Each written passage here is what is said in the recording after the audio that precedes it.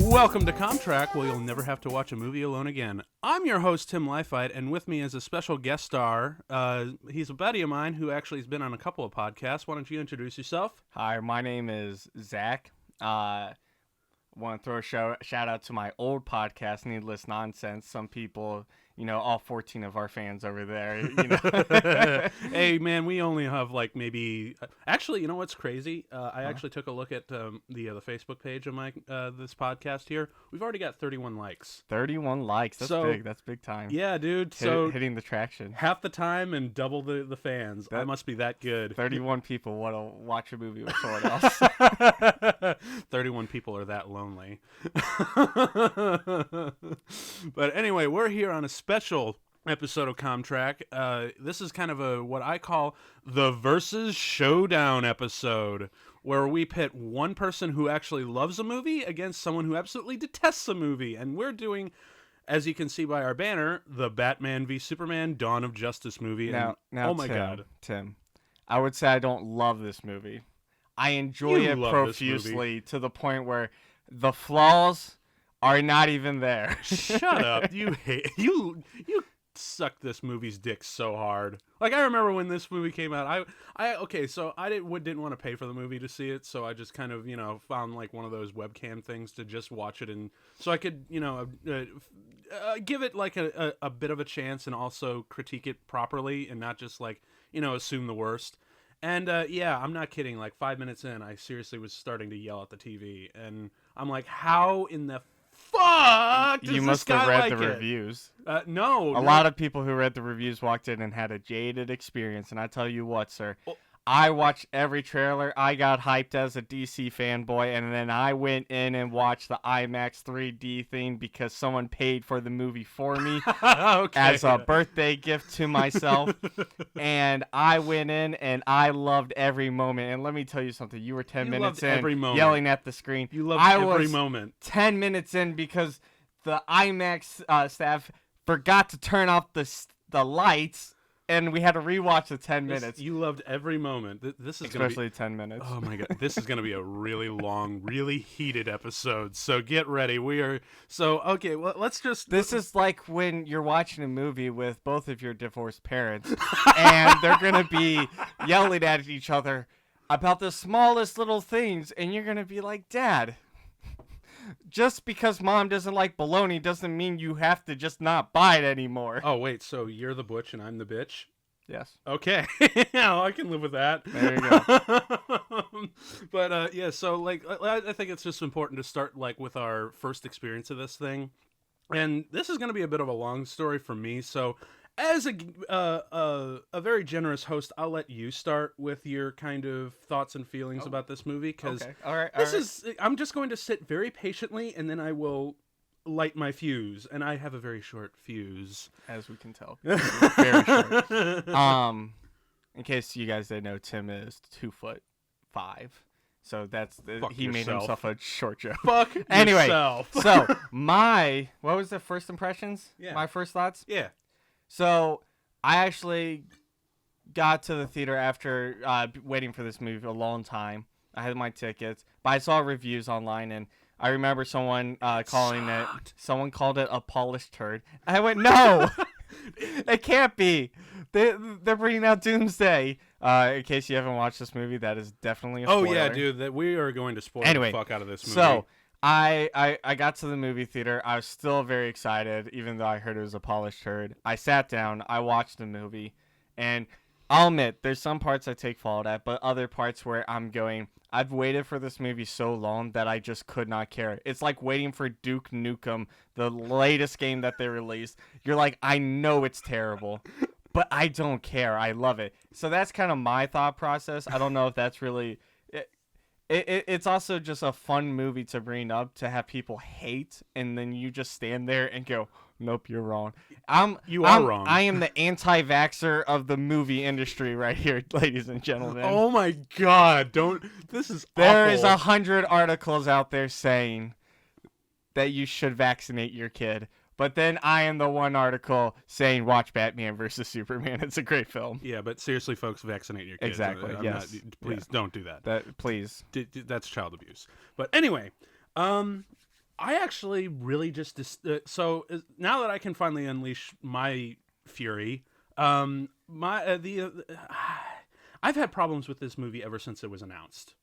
Because this is you're gonna go backtrack. Is this pre I Am Legend? No, this is actually. I was totally okay for like a Batman versus Superman movie, but the timing of it could not have been worse. Because to me, you could pick apart like all the editorial and all the acting and the script writing problems, but to me, like the worst flaw of this movie is its timing, which I really can't. So I'm gonna go tell a bit of a backstory of all this. So this was after like after the Dark Knight trilogy kind of concluded, and of course I was like, yay, Batman's story is over, and that was cool. And then I saw Man of Steel, and I'm like, oh shit, they're doing Superman. They're doing Superman with this kind of thing. Oh, we're gonna have an epic Superman trilogy. This is gonna be amazing. I watched the trailer and I'm like, I am loving this tone. I love the cinematography. I love the tone that it's taking, and I really love the original kind of dialogue that we have with Jor-El and Pa Kent. But so I was hyped for Man of Steel because we haven't seen Superman and being a good movie since 1980. And when I went to go see, whoa! Brandon Routh is a treasure, and that movie was beautiful. No. Superman Returns was fucking boring. You telling me a movie about real estate? Dude, like Lex Luthor is so much more pimp than that. But we'll get to Lex Kevin Luthor. Spacey. No, that was like a waste of a good casting because Kevin Spacey could be an awesome Lex Luthor, but oh my god, did they write him terribly. Yeah. So I went to go see Man of Steel and was really disappointed. But my feeling when I left was, well, there's a lot of issues, and I'm not happy with a lot of Man of Steel, but I'm like, maybe they'll actually make a turnaround in the Man of Steel sequel. I want to put a note here. Tim also loves IHOP, so that cameo in there was a brilliant paid product advertisement. No, that was totally one of the things that I hated about the movie, the blatant product. And you know what's even worse about that whole sequence? Like, it was berated with product placement, but worse than that was that they were actually shooting about 10 miles away from where I lived at the time. Plano, Illinois was where they were shooting the Smallville sequences. I literally drive by Kent Farm while they were shooting. It was actually to the point where I got desperate and I was ready to just like buy an orange vest and some like vaguely looking IDs and a walkie-talkie and just wander through the cornfield and onto set and start helping. Like I honestly would have been ready to helping do that. himself to some pancakes, ladies and gentlemen. I would have gladly carried a bucket of water if it meant I could have had Man of Steel was catered to by IHOP. Everybody loved it, and that's why they got a paid product. Are you secretly here from IPOP and just like sponsoring? Yes, ladies and gentlemen, IHOP is our sponsor today. They're the home of the Flapjacks and the Party Jacks. You can get cinnamon, chocolate chip, or... Are you done? Yeah. Okay, thank you. 'Cause... In case you guys didn't know, my favorite shtick is putting paid advertisements into podcasts or videos where they do not belong. I just love coming up with fake ones and putting them. No wonder you love this fucking movie. I also love American Airlines. God, you are just an advert whore. But yeah, so I watched the movie and like I said, I was hugely pumped because they were shooting Superman in my neck of the woods, man. I could literally just like look around and say, I'm from Smallville, man. So like Superman was getting like a big deal. Watch Man of Steel, was really disappointed. I'm like, well, maybe they'll fix that in the sequel. So later on that, the next San Diego Comic-Con comes around, and that's when they announced, like, the Superman sequel will be inspired by the greatest Batman story ever told, The Dark Knight Returns. And I'm like, wait, what? What? Like, okay, you're telling me your Superman movie is going to be inspired by the greatest Batman story of all time. Yes. Which, to me, was like a huge red flag because I know that the studio's like, well, Superman's not very popular, and he's, he didn't make enough money for us on Man of Steel. Batman's more popular. He made like $2 billion on the last trilogy that we made. Let's just put Batman in the movie. Maybe he'll be more bankable. No pun intended, Bruce Wayne. So when that came out, I'm like, this is not a good idea. Like, come on, like you need to show me that you guys have a little bit more faith in the character. And then to make matters worse, like I saw the articles that were going through as the movie was being to the point where the movie was about to be released. And like, we're gonna put Wonder Woman in this movie. Great idea. We're gonna put Aquaman in this movie. We're gonna have the Flash cameo in it. We're gonna have Cyborg. And I'm like, stop. You had me at Batman, dude. Just stop it. So, and even worse, like towards, I think it was like about a week and a half before the movie came out, they said they were extensively re-editing the movie to have less Superman and more Batman. Which I'm like, dude, what the hell is with the Superman hate? Well, it's mostly because it's called Batman. Oh yeah, Superman. that's another even bigger insult, is that it's not called Superman versus Batman like it is in the fucking comics. It's called Batman v Superman, not Superman versus Batman. It's supposed to be a quasi sequel to Man of Steel, but he's literally getting pushed to the side. So, like, I'm actually advocate that this movie hates Superman. Well, most of the decisions didn't come from the creative staff; they came from Time Warner. Who 100% came in and stuck their hands in the script and went, what makes us the most money, and how do we get onto Marvel's track where we're making 12 movies, 3 movies every year? Yeah, and that's the other thing. They jumped in too early. I mean, that the whole shared universe thing is like a whole bit, but again, what really just irks me so much is that the timing could have been amazing if they had just stuck to their guns with Superman and had faith in the character, real faith in the character. Because if you actually go back to this, we're actually recording this on March 24th, the day that it was released around. I mean, I know we're supposed to release this podcast on the day of, but we had some technical issues like on our very early episodes and had to push this back. But nevertheless, like, this was released in 2016 on March 25th. Or March 24th, and it was literally right in the middle of the 2016 elections, and kind of when we were realizing we were in full swing of just what an awful storm 2016 really was.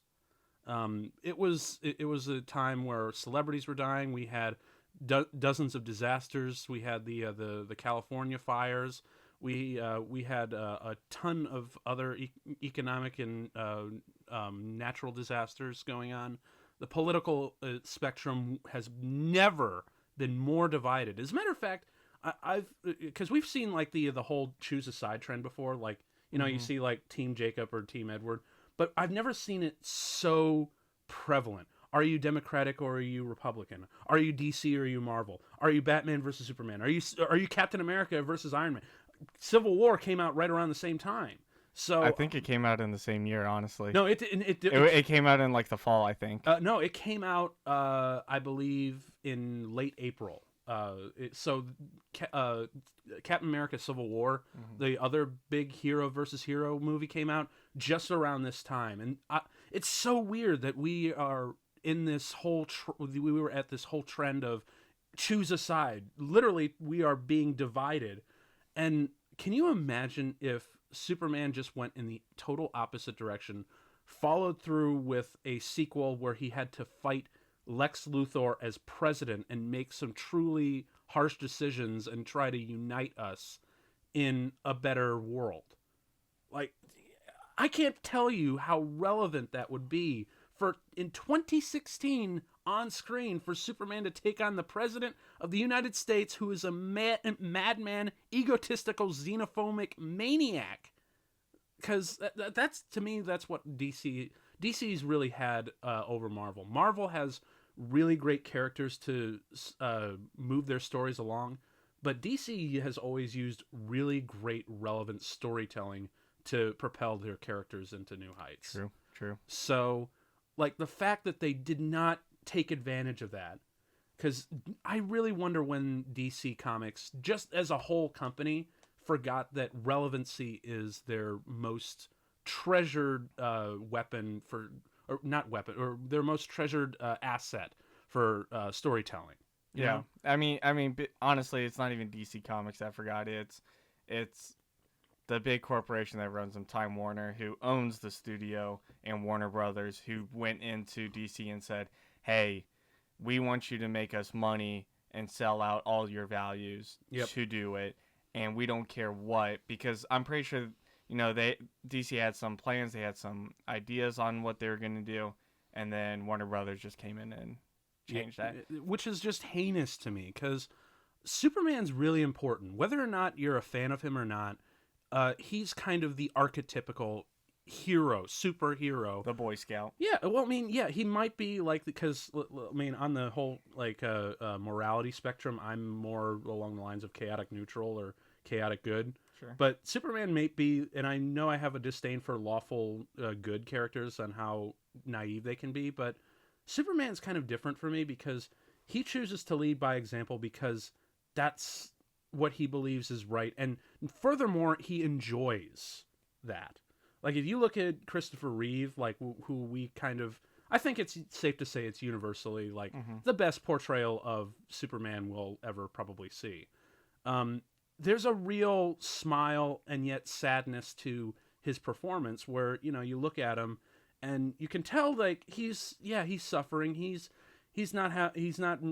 always constantly on call, because let's face it, being Superman kind of sucks. You're always on call. The noise never stops, and you're not really getting. I mean, granted, you get some thanks with it, but there's a lot of really harsh critics out there and whatnot, and you've got a big responsibility for not just the world, but maybe for the entire universe in some stories. So, being Superman kind of sucks, but it's the fact that he enjoys doing the right thing so much, and by leading by example with such a powerful presence that I don't think any other hero can mimic. That's what makes him a really important character that deserves real reverence for. Because he is the one, if there's any one hero that can lead by example, because let's face it, all these comic book characters, they don't exist. They can only lead by example. And if there's going to be one character who could, if he could be real and does lead by example, it's Superman. Like, he's the one who will try to inspire us to do better in our lives, despite the fact he knows of the horrible things that we can do to one another. So nicely said. Nicely said. Yeah, dude. So, like, Superman, whether or not you're a fan of Superman or not, he is important. And that's why, to me, this movie is just a cinematic vandalism. Well, let me put this out there. I remember in the advertisements for this movie, there's things on Instagram, or I think it was just Instagram or Facebook, and they basically were saying, "Oh, which side are you, Superman or Batman? Who would win in the fight?" They were like, it was like a WWE fight. They're like hyping it up. They're like, "Who do you think's gonna win? Who's gonna win?" And they had like celebrities coming out and be like, "Superman for real." Other people coming out, Batman. Let's put it out. Let the record show. Superman would win regardless of any scenario, except for the fact that he is a good person and will not kill. That's the only reason why he would not win. First off, I'm going to give you 2 reasons why that is both dumb and just plain, like a stupid idea. I only need one. Hit me with it. Well, first off, it doesn't matter who wins, because at the end of the day, these hypothetical versus scenarios, the winner is always the writer. I think you said that a million times. Always, dude. Like, anyone asks me, like, who would win? Like, Superman versus Goku. I'm like, the writer, dude. It depends on who. There's been comic book stories where Lobo has been taken out by Harley Quinn, a 90-pound girl with a baseball bat. So, like, it really doesn't matter, and that's. I don't think the writers wanted that scenario. It was the fans. Well, yeah, obviously, but the writers still made it happen. Or the girls who go to Hot Topic. Yeah. Religiously. Oh God. That's for a conversation for Suicide Squad, and I'm not gonna do Suicide Squad. I watched that movie for a podcast once. I'm not gonna do it again. I watched it twice. First time by choice. The second one because it was happenstance, and the second time I did almost cross to the other side. Yeah. So, well, the other thing is the other reason why I thought that was kind of stupid is, like, dude, you just fucking announced that it's going to be directly inspired by Dark Knight Returns, and anyone who's even remotely familiar with that story knows that Batman comes out on top. So I'm like, come on, guys. At least they got some of the visuals down from the comic book into the film. Yes. It was cool. It was cool. All right, that's the one thing I like about the film the most. The visuals are just so interesting and so dynamic that it's like eye candy. I mean, granted, I honestly will say this is probably the best CGI that DC Comics has put into any of their movies. Their CGI budget needs to be above their advertising budget. I don't understand why it's not or what they're doing with it. But this is probably the best one, and it's filled with eye candy that I like and shots from the comics that are amazing. Yeah, and you know what? Speaking of which, I think we should actually start the movie because we've been bullshitting for a while. I was gonna say roll the movie, Tim. Yeah, roll the movie. By the way, Press that space bar. It's probably a little bit late to say this. I should have mentioned this earlier, but if you guys don't want to hear us bullshit, and this goes for any other episode of Contract, there's a sync button below in the description where you can just skip past our bullshit and just start the movie, and we'll start talking about it. But we know you're gonna want to listen to our bullshit. That's why we do it for you because we love you. Yes, we do. All right, so we are going to start the movie, and so get all your synced up. And by the way, for you listeners at home, we are not listening to or watching the theatrical cut. We are watching the extended the ultimate cut, the 3-hour extended DVD version. So that's the one you guys are going to have to hook up to. If you don't got it, well, tough luck, and I also envy you because you have the shorter, therefore less painful one. Worse one. This is the better one. Longer or shorter, I think it's still kind of a turd. I believe most girls will let you know longer is better. Let's start the movie.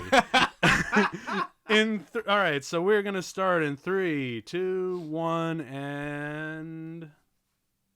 There it is. There's the Warner Brothers logo right there, and we have the weird leaf sequence, and we're going to start out with... Rat Pack Entertainment. Oh, yeah. I'm going to do my best. I don't know what that Rat Pack does, but that logo is macho. I dig it. I do like it. And then... All right. Blacks. I'm gonna talk about this. Every important Tim, movie this is a very important screen. scene, okay? Oh, yeah. This whole fucking bit. No, but... It's the phrasing, it's the words, because they use the symbolism multiple times throughout the movie. There's a time from above, which and later in the movie, Lex Luthor says another thing coming from above, that angels don't come from above. They come from below. Whatever. No, devils don't come from below, they come from above. That's why the painting's upside down. Yeah. Although, here's the other thing about this intro bit. We have seen this multiple times. I know. And this is what Spider-Man Homecoming gets right. They don't do this. We didn't need to see Uncle Ben die again. Honestly, I think this is Zack Snyder just saying, I'm way more interested in doing a Batman movie, so I'm going to redo the origin a way. No, and I'm going to redo the origin so visually amazing. It's gonna you're going to be able to jerk off to any Zack individual Snyder brought his buddy from Watchmen to be Papa Wayne. Oh, yeah. And that's about it. Tonight, and they even put Excalibur there. Tonight, a comedian died in Gotham. All right. Okay, but this... I really do love how they shoot this, though. It's got that film touch in it. I don't understand how... Well, I guess it'll still come up because little Bruce Wayne's running down. He's going to fall into the bat pit. Right on fucking cue. Actually, in the scene, it's my least favorite part of the whole film is when when Bruce is in the bathroom. But we'll let you get up. He throws his fist. He dies. Terrible Batman of the Flashpoint universe. Oh yeah, down for the count. Yep, but yeah, and then we have this because honestly, like I look at these. And if I knew these shots and these whole montages weren't attached to a movie, I think this is amazing. Sorry, I love this. I love the pearls, the visuals on this. Well, yeah, Snyder does intro credits the best in the industry, in my opinion. Sorry. Actually, hold on. I really liked. I'm not going to disagree. Scott Pilgrim versus the World's intro. So I'm actually not going to disagree with you on this. The cinematography is amazing. This is a well shot piece of a poorly edited piece of shit. Because. Because the montages on themselves, like if you just showed me the montage and then just fade to black, I would have been like, this is amazing. Poor Bruce had a bowl cut. But because Oh, they're God. all connected into this one giant shit turd of a movie, nothing matches, and everything just feels so awkward. Thomas reaching out for Martha. Yeah. Martha. See? Martha. Martha! Hey, look, there's that word again. It's not random, ladies and gentlemen. Yes, it totally. That was. It's a reach, Nope. honestly, for the audience to catch it. But I'm gonna get to that later because we've got 3 hours to get through this. all right. Um, Pearl dropped down into the cave that Bruce Wayne fell down into, so apparently he grabbed one of those. I guess, but either way, it's like I said, the individual montages are beautifully shot to the point where like these could be amazing as their own little set pieces, or like just like music videos or whatnot. Like a YouTube video that Yeah. a fan made. That would be fantastic. I'm fine with that. The visuals are great. The montages are spectacular. But when they are connected to the rest of the movie, none of them match. None of them make sense. And because honestly, like, that's one of the worst things about a lot of the DC movies, like this one, Justice League, and Suicide Squad. All right, hold on. Actually, hang on. It actually feels like it's just one giant long. Neil trailer. deGrasse Tyson tweet at me at the another thing This. how this makes sense. All right. Oh, I gotta How- hear see, this story. Like, is there some sort of vortex they're creating, like wind that lifts, I don't know, a presumably 80-pound child out of a tunnel? Or is this just really for symbolism? Because if it's for symbolism, I would love this to be the part where Bruce wakes up and goes, it was a dream. Because he's No. remembering things different. As But you he's just- lifting out. As you just saw, David S. Goyer wrote this screenplay, and that is not a good sign. But honestly, this is actually, you know what is interesting? This is not the weirdest Bruce Wayne falling into the cave with bats scenario I've seen. Have you ever seen the alternate take? I love this widescreen where they do this. Have you love this. have you seen the alternate take of Batman Forever? No. There was actually supposed to be a giant bat that comes out of like a giant bat creature that ensnares Bruce Wayne as he hallucinates in that flashback. Oh, yeah. That was, check it out, folks. That's actually even dumber than this. Okay, this is my pain point. All right, not a pain point, but this is my painting point. This is, you're seeing this. This is all happening. This is Man of Steel time. Yeah.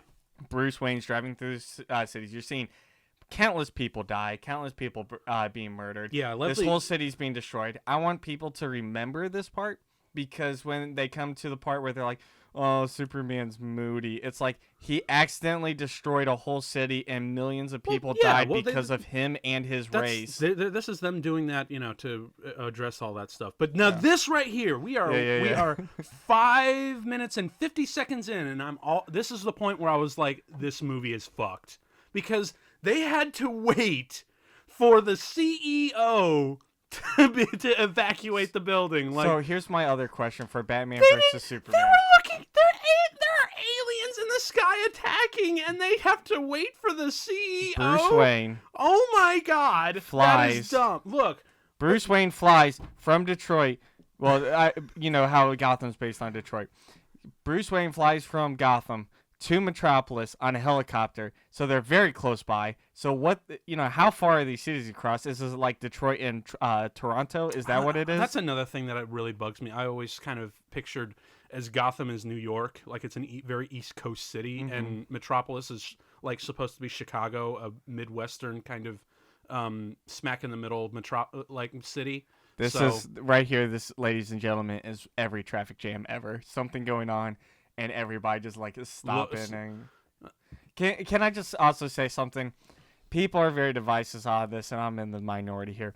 But I really like Ben Affleck as Batman. Oh no, dude! I am a fan of Batfleck. He brought something to Batman that I think, like when I look at the Christian Bale movies, I'm like, Batman is really skinny, and there's no way he's doing all of these like physical movements. But Ben Affleck or Batfleck, He's swole. he is a unit to be told. And here's Superman flying into Wayne. Yeah, Industries. this is like, seriously, stop looking so dumb and run, you bitch. They don't know what's going on. It's No, frantic. this is a post 9/11 world, dude. If there are buildings fucking falling, they get out of the city as stop praying. Fuck. God, this movie's fucking stupid. He's praying because half the building's gone. He is definitely not He getting should out. have run instead He of can't get down the stairs in time. He was just looking around with his mouth going, what do I do? This isn't. What do I do? This the script isn't needs a fault. I need to be a martyr for this movie. This isn't a fault. Also, I love that scene where he runs in. That is actually that's white, 9/11 right there, dude. You have the white right here. Yeah. And in the background, you can see a horse. I'm pretty sure, if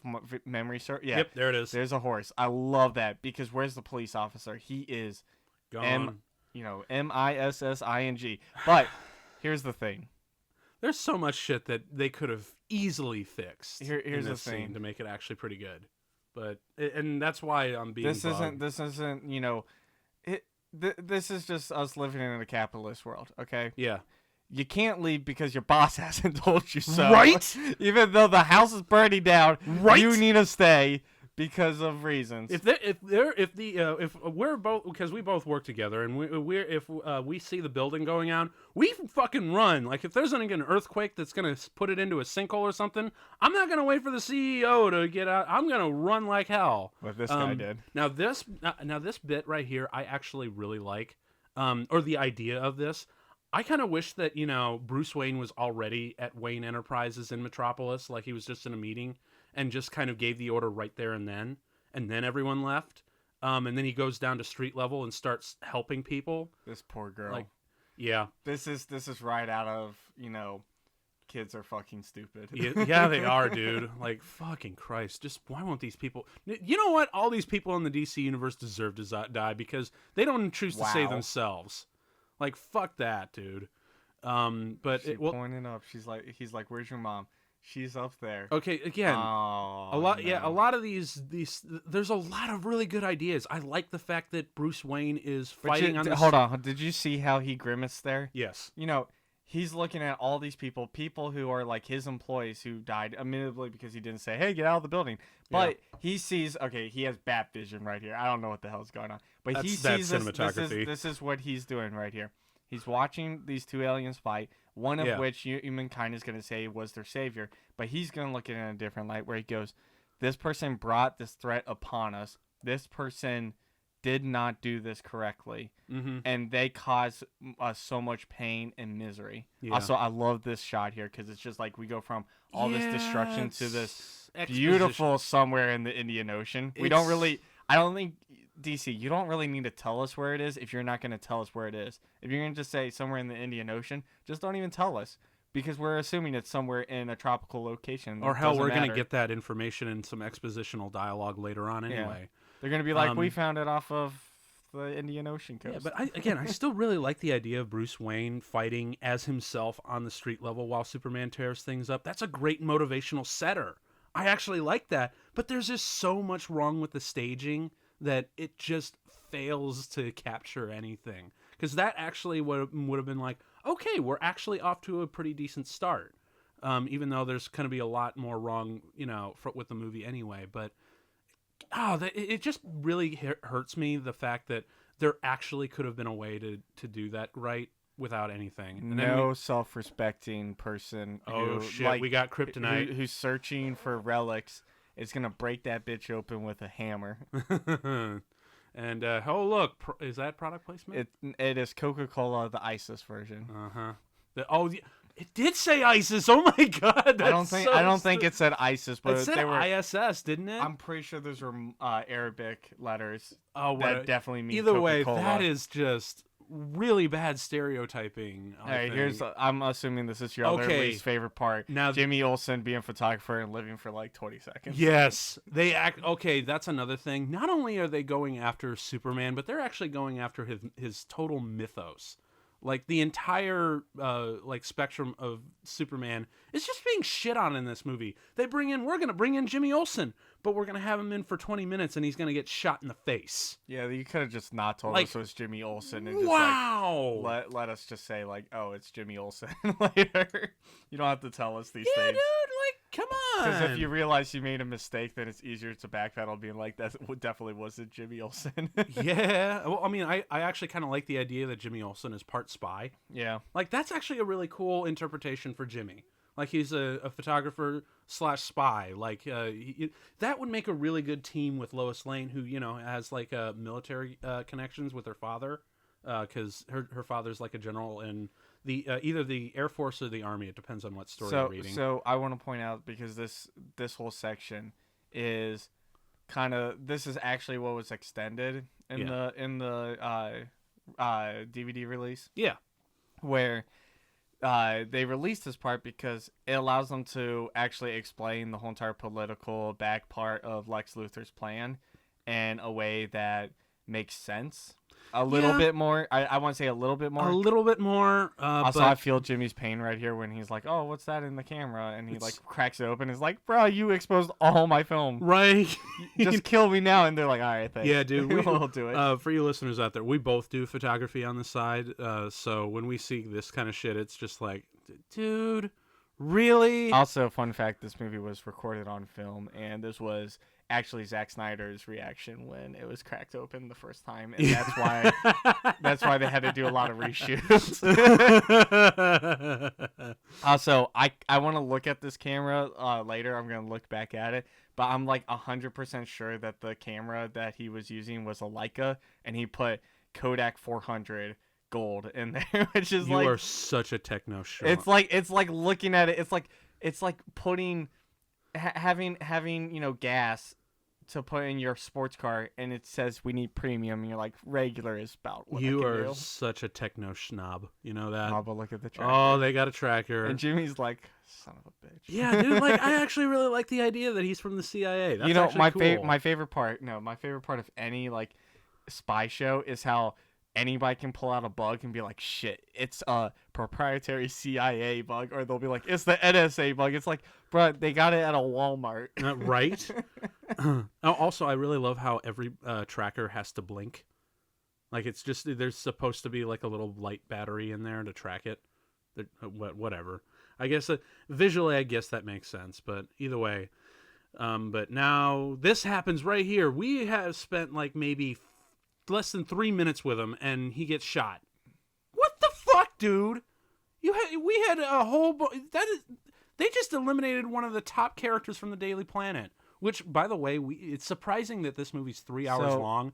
We don't spend a whole lot of time at the Daily Planet. Here's my thought process, though. They have Jimmy Olsen. He's in the CIA. This is my conspiracy nut theory right here. Maybe like it's a cover, and there's actually a Jimmy Olsen who actually joins the planet in a future Superman movie that's never going to be released. No, I love this shot here. All the people on the horses. I love the fact that like the CIA would still use horses to storm into, well, maybe anything. out in the desert, dude. Like, yeah, whatever. The point is, they've really seriously lost me here. And plus, this character is like used a lot as sort of like almost like a Boba Fett, the mercenary. Yeah, like, is he like supposed to be anyone from the comics specifically? So here's my favorite part. They're like, we're gonna kill all the bad guys with our like third party mercenary people who are gonna shoot everybody to frame Superman. And it's literally like, would Superman use a gun if he has laser vision? It does not make sense. No, it does not. I mean, they gather them up the bodies and they burn them like right here. Yeah, but they burn them. But Superman's gonna make a pile. No, well, yeah, this is a really poor framing up. Like I think they could have been a lot more creative with this. And then I think they could have used that technology. Oh, I love this. I love the guy who flips them off. This is my favorite part. He's like, fuck you, government. Yeah, that's actually really reminiscent of Black Hawk Down. Yeah. Yeah, when you see like the helicopters flying by, and you see like a group of rebels just kind of flip them off as they're flying over. So that's pretty cool shit. This is when Superman's through the ground, which I love, because he could have just punched it, he could have laser beamed it. You know what's really strange? He could have done anything, but he flew through that bitch. You know what's really strange? This scenario is really similar to the first Iron Man. Like, a bunch of terrorists out in the middle of the desert. U.S. is about to strike. Superhero intervenes, saves the day, and then flies off. But you know what's really interesting? They have to complicate it even more, because as you know, DC, at least at this point, DC has confuses complication for intelligence and length for depth. Because they think if shit's longer, it's gonna be better, and if it's more complicated, it's gonna be better. But clearly, they haven't learned that from fucking Michael Bay. Dude's definitely dead here. Yeah, not even a chance he's alive. That's another thing that really bugs me. Like, they have a really interesting scenario where Superman has to figure out which power, because Superman has like a laundry list of superpowers. Yeah, they never really give him like a good combo of anything. Have we ever seen him use his freeze breath in this? I was actually just thinking about that. I don't think he does. Yeah, it's always like either lasers or his more frequent one, punching. I would honestly assume that a large group of the people who are coming to see these movies aren't huge fans like us, and they might not know that he has, freezing breath, and it might confuse the audience. Oh no, that's just no, because like look, Superman has like a lot of powers, a lot of which are dumb. Rebuilding the Great Wall of China in Superman 4, that was dumb. That was really dumb. That wasn't really a power. That's more of what he did. No, seriously. No, he just looked at it, and a beam came out of his eyes, and why would you footage. even be a superhero at that point? You could just make a business off of that. I know, right? I'll do your roof in 2 seconds. Yeah, well, regardless, that power was dumb. But Superman also has like, he has his cold breath. He's got his heat vision. He's got his super strength. He's got his speed. And he also here. Hold on. The way that they talk about he's pulling out a comic book to prove a point. Anyway, the way these people talk and explain what they have seen and experienced, it's like a damn poem. They're writing a novel and it's beautifully worded. No, it's not, because we know the fact that she's lying, because what she's saying completely it was contradicts written for her by one Lex Luthor. That was it's a hair of a tail. Lex Luthor is not in this movie. We have Lex Luthor Jr. Well, yeah, that's true. It is Lex Luthor Jr. No, it's not Lex. It's not Lex Luthor. It's not Lex Luthor Jr. It's just Jesse Eisenberg being an asshole. It's Lex Luthor Jr. It's a piece of shit. Also, no X-ray vision. I love it how they have football, but they have to have their actual team, their city's teams. They're like, Gotham's losing. Oh shit, against Metropolis, who's 58-0. Yeah. Okay, seeing the Gotham in football the fourth game was kind of quarter. cool. In the final game is 58-0 with an ending touchdown. Yeah, no.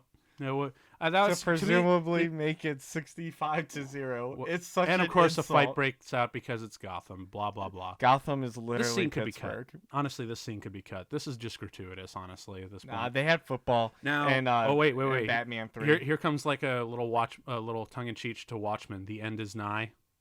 Yeah, it's a Watchmen thing. Yeah. So Zack Snyder. Because Zack Snyder has to make it in. Like, now this sequence on its own, just on its own, if this was a fan film, I would say this is the most amazing thing I've ever seen. This is terrifying in every single way. Even though that you're like, why don't these cops call in for backup if they know the Batman is in there? They can just surround the thing with SWAT. Because you see it in any of the other Batman movies, if they know Batman's in there, they bring in all the cops.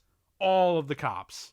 Not just these two schmuckheads. But they have to recreate The Dark Knight Returns, so this shit has to happen. Although they didn't, you know what also bugs me? It worked better in The Dark Knight Returns because one of the cops is a rookie. I love it how they say it saved us a devil because no man could do what they just saw. Yes, without the use of CGI. But I really wish that they had done. They're like, nah, let us stay, bitch. I wish they had. I wish they did. Going out there. I wish that they did what they did in The Dark Knight Returns, where one of them's hey, a look, rookie. she's pointing up, like above. When one of them's a rookie cop, and he just rushes in because he's a rookie, and the older one has to go in regardless. So they could have done that really easy, but they didn't. However, what they do, like right up here, like, because again, the shots by themselves and these montages are amazing on their own, because it's kind of the equivalent of, you remember that he's walking around with a single barrel shotgun. At least give this bitch a double barrel shotgun for what happens in Gotham. Not a double barrel, because then you only get 2 shots. At least you get like 6 with that. It's a pump action, bro. I know how guns work. No, what? He's gonna need a double barrel for this guy. Dude, he's gonna need a fucking. This is just like, oh fuck, is definitely what he's about to see and experience. Yeah. And then they're like, oh, he branded him. Okay. Batman's carrying around a blowtorch and a bat. Why though? Why is he branding? Because he doesn't. The movie never explains it. He's not gonna kill him, but if he puts them in the prison with the brand on them, they are most likely to be killed in prison. Why? Why, if you shouldn't criminals help one another out, dude? He's okay. Like, now this is cool. That's cool. How he scurries. Now the way he moves is actually pretty cool. It's like watching a bat get out of your house. Oh, that guy should have. He should have died. He should have been dead. He's like Christ, you almost shot me. He's like, I saw him. Like, you almost shot me. Good job. You almost priorities, dude. But seriously, what is it about I don't get that. You're branded. They literally explain it. It's not a good reason. No, it's not. It is a reason. Like, if you're branded by Batman, let's just say Batman has gone fucking apeshit crazy like he did in Dark Knight Returns. Fine, he brands people. Fine, whatever. But how does that say, look, oh, you've been branded by Batman, we're gonna fucking shank you in prison? That's just prison logic. That doesn't make sense. Because if you wear the bat signal, you're not a bad dude. You might be with the bat, so they kill you because you're with the bat. You have a bat symbol on you. No, yeah, you have a bat symbol. That means you've been put away just like everyone else. I don't understand why she packed a bloody shirt that she got blood on. Like, it was probably just her wine. It's not. No. It's clearly blood. No, it's clear. She was just drinking her wine. Also, her Shindadel number 4 wine. Her up, they don't check this book that clearly has a bullet hole. Like, who just let this get by? Right. All right. My nitpicks aren't really with my nitpicks are really small things that you can look past and not care about. Yeah. But yeah. Seriously, how'd they let this go by? I don't know. It's dumb. This movie's dumb. Also, gratuitous Lois Lane nude scene. It's not really nude. She's naked in a tub. It's still gratuitous. It's tasteful. It's still gratuitous. Also, here's another weird thing. You telling me you go through a traumatic experience product placement like that? But you know what? You're gonna go through a traumatic experience like that, and you're gonna go home and be like, let's watch some TV. No, you're gonna sit in a bathtub and cry and act like everything's okay. But it's really not. It's whatever. But you never want to lay in a bathtub. You know what's this scene's also another big beef that I have with the movie. We are in this movie. Is that a pun intended? No, we are in. Shut up. We are in this movie for 3 fucking hours. This is the most we see of Lois and Clark's relationship. We saw a lot of it last movie. No, we're seeing a lot. They got together at the last minute in the last third of the movie, and when they become like a Lois and Clark thing, it's literally the last 2 shots of the movie of Man of Steel. So this is the longest we have to see these 2 characters bond. And in a span of a movie that lasts 3 hours, that's really heinous. Yeah, they gotta set up the plot while they're fighting. It's a WWE thing. They gotta hype it up. Oh, yeah. But we only have to wait 2 hours before the actual fight starts. She's like, I'm all sad. I'm really sad. I'm, kind of shooken up by everything. And, Henry Cavill's like, here's a rose. Yeah. She's like, oh, yeah. And he's he gives, look at this smile he's giving her. He's like, that means we're gonna bone. You're totally right. Now, also, this fucker gets his socks wet getting in the stain. Yeah, no. Actually, I will now agree with you. This was not gratuitous Lois Lane nude scene. This is gratuitous Henry Cavill topless scene. No, that's okay. It's all right. We got a lot of that in Man of Steel. And this is for the ladies out there who had to come here to watch this movie with their boyfriend. It's dumb, though. Also, that's another weird thing about the evolution of the Superman. Have you noticed how the male standard has evolved throughout the times? Look at George Reeves back in the 50s. Mm-hmm. He kind of has a bit of a girth to him, but he's still a really good looking guy. Look at Ben Oh Affleck. yeah, dude. Dude is built like a mafia director. But Jeremy Irons is by far one of my favorite. But no, when you look at the evolution throughout the years, like you notice that Superman gets more cut throughout the ages until a point where it becomes almost inconceivably like godlike. He's got to be. I guess lifting trains and building the Great Wall of China like that. whatever. But I do like the Batcave design in here. But you know what's actually another really frustrating about the production design? We're never really allowed to see it. Because if you notice, a lot, like most of the Batcave that we see here, there's not really a whole lot of like wide shots like this. We've got like a couple of good establishing shots, but for the most part, these scenes play out either looking at screens or in close-ups. We never really get to see really like to step back and see the breadth of the environment. But I do really like the fact that this like a bat underground patio or like a bat cave is a lot more high tech because let's face it, this is an older Batman who's been doing this for a while. So yeah, but shouldn't Alfred be like 90 years old at this point? Because Nah. Jeremy Irons, we actually saw Jeremy Irons when Bruce Wayne was a little boy, and then we're told this was a really old Batman. Alfred has aged maybe 10 years. I feel like Ben Affleck in this is supposed to be like 35 or 40, maybe. Well, that's still 30 years. Jeremy Irons only aged like 10 years. He is the butler of a very rich family. He moisturizes every day. Hence the Olay product placement. Oh my god, that's dumb. But yeah, now the fever, the rage. Yeah, so now the dialogue in this movie is so fucking. It's so bloated. It's like it's trying, because that's like one of the big complaints that I have about the Dark Knight series is that they have to feel like they have to explain their philosophy outright to the audience. Like that's fine every once in a while, and that's like one of the few things that I really complain about Christopher Nolan's Dark Knight trilogy. Who's your favorite person? Oh my god, I hate you! Get off the screen! I hate this Lex Luthor. But yeah, the whole philosophy talks in this movie is just kind of it's too much. It feels like they took a philosophy 101 class and just tried to fit in everything that they learned in that class into the script at once, and it's bad. This is not Lex Luthor. Lex Luthor is so much more pimp. You're right. This is Lex Luthor before he becomes Lex Luthor. No, it's not. No, it's not. We're waiting for the Justice League Doom. This is such a horrible, horrible miscast. Actually, what are they called? The Injustice League, or what's that? I think it's the I don't know, but the Legion of Doom. Yes, Legion of Doom. He will be Lex Luthor in that movie if they Fuck make it. that shit. I'm not gonna because I hate him as Lex Luthor, and there's General Zod as on being cut with a kryptonite scalpel. How they managed to form that, and how they managed to figure out the whole the kryptonite thing so fucking fast, and how Lex Luthor also figured out how to line that wheelchair bomb with lead. How does he know so fucking fast? Don't tell me he's an evil genius. He's an evil genius. There needs to be some sort of explanation. Also, this Asian chick is really digging Lex Luthor. I don't know who she's Why? I don't know. That's because this is not Lex Luthor.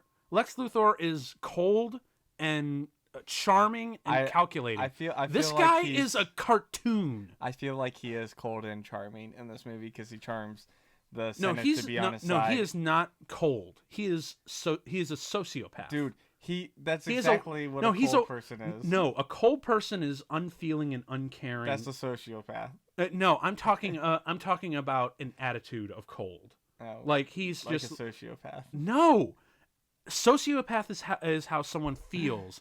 Cold is how someone acts. If you just like that, hence the whole cold shoulder thing. Lex Luthor should be a lot more. You tell me someone who ain't cold would not put this Jolly Rancher in another person's mouth. No. That is straight up what I would be doing. No. You are wrong, sir. Because Lex Luthor has always. Also, this is very close to real life because there are no watermelon or cherry ones in there. I think there's only just like grape and. Your priorities are wrong. The biggest thing I like about Man of Steel 2 Batman vs Superman is just how the two movies kind of feel like Man of Steel's part 1 and then this is part 2. Yeah, I like part 1 a lot better. Because there's continuation of themes and also just set pieces that we get to see over and over again. I want to get out of these set pieces. Also, I really dig this look Jesse Eisenberg, Lex Luthor Jr. is wearing right here with this like gray blue suit with these sneakers. Yeah, and the bad hair. I like the bad hair. No. But you know what? He would look better in a buzz cut. No, what is Lex Luthor is so much more pimp in the comics and in the animated shows, dude. Like it's kind of amazing how childish these movies act and how like adult the cartoons that are supposedly for children act. Because although I do really like the casting for Mercy, but Jesse Eisenberg here is not the choice at all for Lex Luthor. Lex Luthor Jr. Call him whatever you want. He's not right. I didn't like him in American Ultra. I didn't like him in Zombieland. And wait, you didn't like him in American Ultra? No, American Ultra is a piece of shit. What? Piece of shit. Piece of shit. Piece of shit. Piece of shit. And I owe it a lot to Jesse Eisenberg because he's just not the right character. Oh, never mind. I spoke too soon. It is a cherry. He gets a cherry. That is the worst product placement I've ever seen. Like, ever. Also, I would not lick my fingers after that. These eggs are clearly fake. Yes, very fake. You saw no yolk, rumbling. Mm-hmm. It's because we're distracted by Henry Cavill bod. But it's okay. We're okay with it. No, look, it's not the fact that I don't think he's good looking. He is amazing. This is great to ask him how he decides which lives count and which ones do not. Now, see, that's a great Superman dilemma. I like that idea because I don't think like Superman's like actual physical or abilities should be tested, but his moral choices should be. Literally what they're doing right here. Well, no. They've made their biggest mistake also with the character is they say we're going to make Superman dark and gritty because dark and gritty is what DC is. Wrong.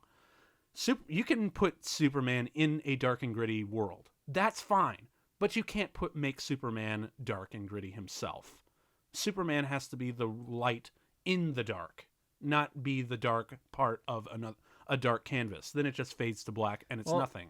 So here's the big thing. This is why this character is interesting in this film. Oh, I actually like this because this is his. You were talking about how his powers aren't tested. It's his moral prowess that are tested, and this is exactly here. He leveled a whole city in a fight against his own kind that he drew here, basically, and because he did, this guy's family died, and he lost his legs too. And he lost his legs, and obviously he cannot stand on his own, so he has to do this.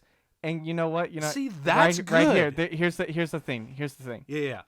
So he's going up here writing false prophet because people are like, Superman saved us. They saved the planet, which he did. Yes. But he's also you guys aren't realizing. To do that, he destroyed my whole life. He destroyed my city. He destroyed all of this. Which is great. I like that. Which is why when you say, why is Superman so damn moody? Superman feels this pressure. He feels the stress. And this is a moral thing for him where he's going, for me to sit back and do nothing, I can't do that. Oh, he does nothing. That's what bugs me. What? He regularly does. It's been 18 months since he showed up. He's not had one press conference. Superman makes press conferences in the comics. Don't tell me that. He shows up in this one for one and does not go well. Oh, yeah. And but it's been 18 months and he's finally going out to the press. Like he's sitting there whining and bitching and thinking like, what am I supposed to do? Like I'm okay with him having that, asking himself that question. But the fact that he actually does nothing for it really pisses me off because Superman is one to act. He will go to the press. A lot of the time when we're seeing a Superman, we're seeing a Superman of many years, of many experiences. You're talking to a guy who's been a hero for maybe, you said 18 months, if that.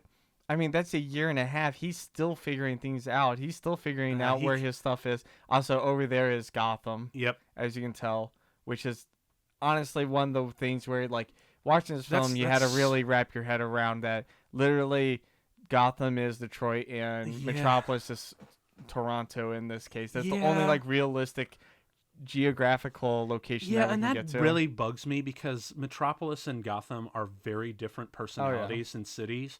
So to merge them together for like plot convenience is horrible because now you've eliminated either identity. When you look at these, you know what it probably more likely is. It's New York and the rest of New Jersey. That's probably more likely now that I'm thinking about it. Which sucks because like Metropolis and Gotham each have their own very distinct personalities in tone and look and feel. And to merge them so close. Oh, I love this line. Yeah. He's hunting. Yeah. And he's angry. Whatever that is supposed to be. That's also, like I love this. Bruce blocking. Wayne's like trying to get information. Okay, how the fuck? He throws the guy back in the ring. He's like, "Get back in there! I need this information." No. I think actually Bruce is supposed to give him like coaching lessons for how to fight. Because there's this one point where, he actually told the guys like cut under his left. I think he like whispered something like watch out for his left or whatever, and that he takes him down, and he's like. Yeah, thanks for the advice, because obviously Bruce Wayne knows how to fucking fight. Yeah, right here, that exchange. I love the Ben Affleck nod. How does no one recognize Bruce Wayne is down here? I'm real mad about this. This is the stupidest product placement. This is he uses a Windows phone, a Nokia Lumix. I mean, come on. What? This is 2016. Windows Phone is dead. They tried doing that in Man of Steel with their Nokia phones and whatnot. I mean, granted, I do like the look of them. It's just they're not profitable, and it's not a good idea. But anyway, what was I? Yeah, the fact that they have Metropolis and Gotham so close together, their identities become so merged, and it's hard to tell where you're at from a visual standpoint. Like if you look at the bright and splendor of Metropolis to the grim, almost hellish nature of Gotham. Because they both look dark and gritty, you can't tell which one is which. Yeah. So that's a huge I will say, though, most of the shots in Metropolis are in the daytime, while most of the shots in Gotham are during the nighttime. Yeah, but it still has that same aesthetic. It really should have been Bruce Wayne is on a mission into Metropolis, and everything happens in Metropolis. Mm. Or Bruce Wayne's doing his shit in Gotham, and then, Clark Kent goes, oh, I need to go to Gotham to find out more about this bad guy, and I go there, and then the rest of the movie happens there. Now, here's another thing that I actually really thought wouldn't work necessarily. Lawrence Fishburne as Perry White. I actually didn't know whether or not that would work or not. I love it. Lawrence Fishburne is an American treasure. He is pretty cool, although I really wish that he would, in here, I didn't. In Man of Steel, I really didn't care for him too much. But here, I actually like him a lot more because this is Perry White's thing. He's the one who, kind of negotiates constantly, annoyingly so, with Lois Lane. Like, I love how Lois Lane is arguing about that. But he's always about the truth. He's always trying to get down to like the real thing, and it never cuts corners and never gives any of his reporters any unnecessary leeway. So that I really like about his performance as Perry White. You go, Lawrence Fishburne. You and Batfleck are definitely one of the better things about this movie. And of course, Clark Kent also has to go behind his back. The one thing I wish is when he was acting as Clark Kent, they made him do kind of like the hunch, the buffoon kind of, know. All right, this is the whole part which talks about, this is the second time we see the repeating, well, the third time really, of the, devils come from the sky, they don't come from below. Angels blah, don't. Blah, blah, blah. It's a whole theme. I am okay with you using that kind of philosophy because it's great when it's used like just some minor salt and pepper shakes.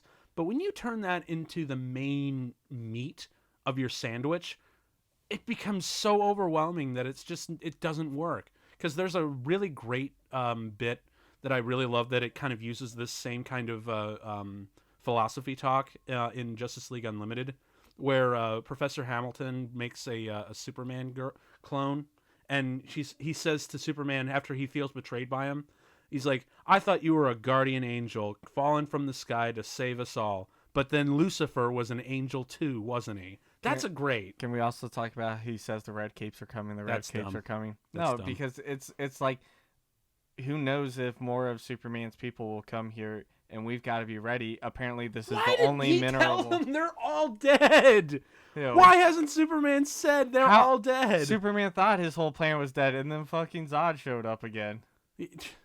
He knew that How Zod was the last of his kind. That's why he went, yeah! Well, yeah, he knew then. But, I mean, if Zod's out there, then who knows if other people are in the Phantom Zone. Superman should, be... When he rescues people, he should have some press conferences. He should be... He should fucking crack a smile, because Superman likes saving people. That's his thing. That's actually this poor boy's neck. Got a big old grin on my face. The gratitude of what Superman does, the pleasure that he gets, that knowing that he's doing good, is what cancels out all the grim things that he has to see on a daily basis, and all the moral dilemmas. They come from the sky. Yeah. Oh, I know. So, the philosophy when it's used in moderation and at certain beats, it's really effective. But just wait till Aquaman, everybody. Sometimes the devils also come from the sea. Ha ha ha! I still need to see Aquaman. I hear it's very good. I hear Jason Momoa's bromance, or just his bro appeal, is just enough to make that movie not completely sink. No pun intended. The big problem right now is Amber Heard and the whole entire. All the things she did to Johnny. Bruce Wayne is really hung up on his parents' death, and I know that's a thing. Who wouldn't be? But Jesus Christ, your parents were killed in front of you. Here's a legit question that I have for this movie. Why is he so hung up on his mom and not his dad? Okay, because isn't that really weird? Why does Batman Batman shouldn't be choosing favorites. They're both dead. Why does mom get more time in this one? And you know what's really interesting, though? In the Dark Knight trilogy, Dad gets a lot more time in Batman Begins. It's your father's company. It's your father's... You look like your father. Yeah, but your family. It's your father's name. It's your father's house. Mom never gets mentioned. This whole part at the beginning of the nightmare. Yeah. The nightmares are really... Because, again, these montages... There's so much care and effort put into these montages... But they're not meant to serve an overarching story. They're just look. He's got some pills. Yeah, wash it down with some Chateau. Oh, yeah. God. Well, that's straight out of Dark Knight Returns. I mean, you could see, they're actually going to have dialogue straight from the comic, where it's like there's not going to be another generation of Waynes you left to have any of the wine. So just an empty cellar. So and I do kind of like the fact that right here where he's like, hope the next generation of Waynes won't inherit an empty wine cellar. This is completely copied and pasted from the Dark Knight Returns comic book. Seriously, they're not even trying to hide it. And that to me is just really, really lazy writing, because I know for a fact while David S. Goyer was writing this, he was just taking a transcript off the internet and pasting it into the screenplay. That's just really lazy. I like the line. It's a good line. It is a good line when it's used in the comic and used... Because, look, if you guys are going to make a Batman v Superman... If you want to do a Batman versus Superman or make a Dark Knight Returns adaptation, fine. Just keep it Dark Knight Returns and not try to tie it in with anything else. Because when you try to serve... When you try to serve two completely separate stories, they clash... and they don't mix, and nothing makes sense. Because I was actually talking to my girlfriend, and she said, what was one of the biggest perks about this thing was the editing. Half the time I didn't know where I was. I had to ask 3 different fans on what the hell was happening. And plus just because each of these quote-unquote scenes are meant to serve these more bigger and dramatic shots. Ooh. Yeah, no, this is actually kind of a cool little thing. Joke's on you, Batman. Yeah, with the whole Jason Todd thing. That's actually kind of a cool Easter egg. I'm just waiting for my boy Dick Grayson to show up. Didn't he kind of already, and he said, fuck you, Batman? No, that's in Titans. That's not part of the DCEU. It might as well be. I mean, it's still kind of the same tone. And it looks like it's the exact same universe, photographically speaking. It's a very good show. If you guys haven't seen Titans or Doom Patrol, they're very good. Okay, just go watch them. This is another thing that I really want to know about. The derelict Wayne Manor. What the hell happened? I want to know what happened. I actually am curious. Tell me, movie, but the movie never tells you. Well, I can only assume it's what was it? Oh my God. You're a reporter and you don't know who Bruce Wayne is? You idiot! Fire that reporter. But you were saying. I'm pretty sure There's plenty of comics where Bruce Wayne, or movies where Bruce Wayne burns down the mansion. It's more of him letting go of Bruce Wayne and going full into the bat. We've seen Wayne Manor destroyed many times, both in the comics and in the films. But what I really want to know is what specifically happened in this universe. The movie never gives you that. No, ever. No, and because we're jumping straight to Justice League, and it's to catch up with Marvel. That's it. There's no time. It's amazing. We're in a 3-hour movie, and we're not given enough time for all this stuff. They're literally blowing through like maybe 4 or 5 good movies worth of material in just 3 hours, which is really a real shame. And of course, we have more fucking You know what? I want to know just what the exact percentage of Lex Luthor's dialogue and how much. I love how Wonder Woman's like, God, you are so wrong on all these God things. I've met the dude, and no, that did not happen. But I want to know the exact percentage of how much Lex Luthor's dialogue is attributed to some form of philosophy talk, because I'm pretty sure it's in like the 80s or 90s, and that's just. It's boring to hear. It's kind of like it's sort of like if Morpheus never shut the fuck up about what the Matrix is and vague and cryptic stuff about it. Like that's just. All right, can we talk about his data transfer device plugs into a coaxial cable? Right. It's amazing how these spy devices are always like immediately able to plug into anything. He's like, I had a little much to drink. I thought the bathroom was down here. She's like, you're doing something a little. You're suspicious. That is doing a little weird shit. Like that is really suspicious. She's supposed to be. That's Mercy, by the way. She gets addressed as Mercy once. Lex Luthor's bodyguard, right? I'm pretty sure Lex Luthor invites Bruce Wayne because he knows he's the Batman. Like he's got to. There's no fucking way. Lex Luthor's plan is so fucking complicated. Like it's just no. But anyway, the fact is they addressed her as Mercy once, and anyone who reads the comics knows that Mercy is like super smart and a vicious warrior for what she is. So the fact that she just believes Bruce Wayne's bullshit story and walks away is really insulting to the character's intelligence. I like things he said here.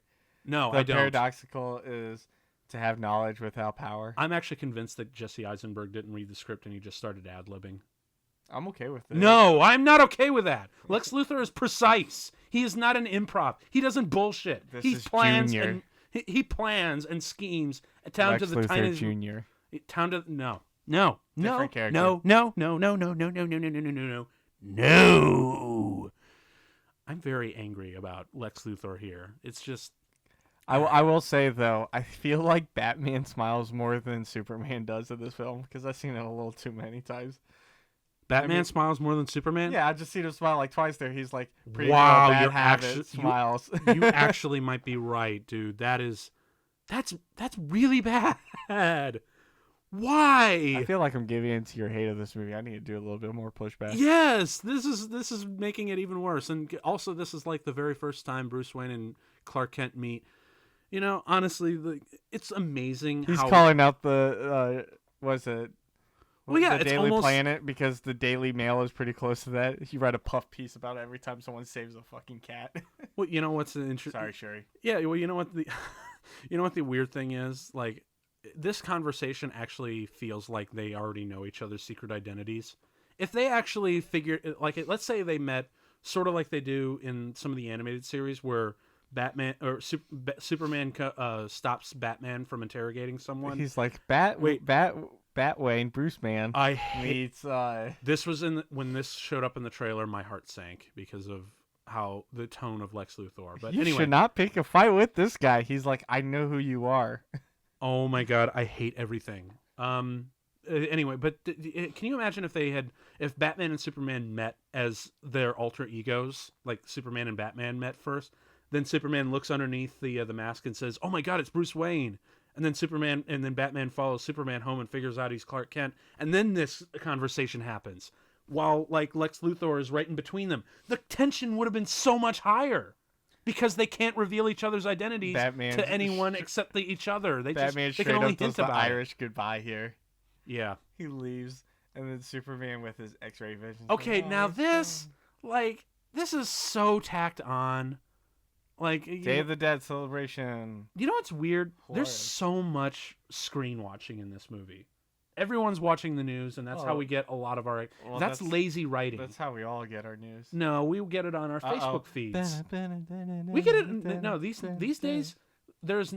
Let's be honest. The fastest way news spreads is usually online and Facebook. Well, yeah. Who watches actually? Because who? First off, I feel like if a character in a movie pulled out his phone, it's like, oh shit, there's a fire at a thing. I gotta go. I'd rather see that happening than see a guy pull out his phone. We actually saw that in Into the Spider-Verse. When, spoilers if you haven't seen, because I know this is a separate movie entirely, when Peter Parker dies, everyone starts looking on their phones, and then we see it on the news feed. We see it on both. But the point is, it's only on the TV screens. No, that's not the first way that we would get it. And again, now this moment, this shot right here is really cool. But for the love of God, Superman, look like you give a shit. He does. No, he doesn't. People have died, and he just saved some person. He looks sad. Hey, look, there's a smile. I see a smile. Yeah, and it's in half, and it's from a weird angle where it's not the focus. The focus is be awed. Be awed. He is a god amongst us. Yeah, and that has been literally hammered in since frame one. It's annoying.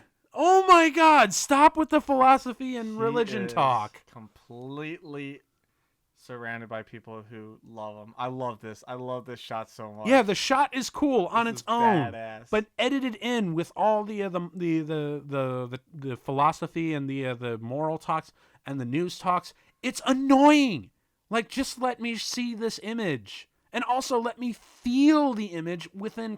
Because look, the great shots and great moments like this land with great and wonderful poignancy when they are subservient to the plot and they work in context to the character arcs and the story arcs, not just for the sake of looking cool. So they're great trailer moments. This shot here is amazing. On its own. In a movie universe where we're taking the source material from comics that were created in a different age, in which his peak period was in a different era, to take a character and put him into the modern day era. Now wait, to take him and put him into a modern day area pretty cool where too. Everything is publicized and conversed about on the news till its death, and everybody has different viewpoints, is very, very realistic.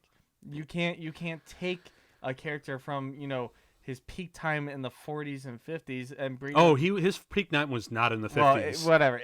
In the past, because obviously his peak time is not right now. To bring him into this generation and think that his actions would be the same is kind of laughable. No. My point that totally because he can have a new peak time because his peak times were in the 70s and the 1940s, and it can be again because of the times we live in. So how Iron Man, the government wants us. I want to finish this point here. In the 1930s, we had the Great Depression and World War II, so we needed a superhero to lead us. That's when he was popular. In the 1950s, when the war was over, that's when Superman dropped to an all-time low. In the 60s, he started to gain back up because of the civil rights and whatnot. And then in the 70s, after the horrors of the Vietnam War, we needed it again. And that's why the original Superman with Christopher Reeve in 1978 was so popular, because we needed a hero to bring us back from the grim and gritty era of the 70s and the anti-heroes that dominated the screen, and to also feel like, we're okay after the horrors of the 70s and of the Vietnam conflict and the Watergate scandal.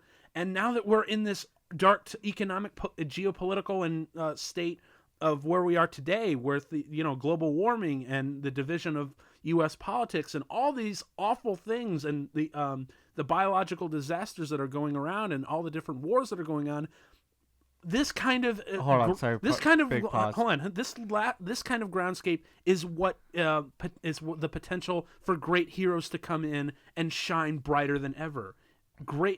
Awful times make great heroes, and we are living in awful times.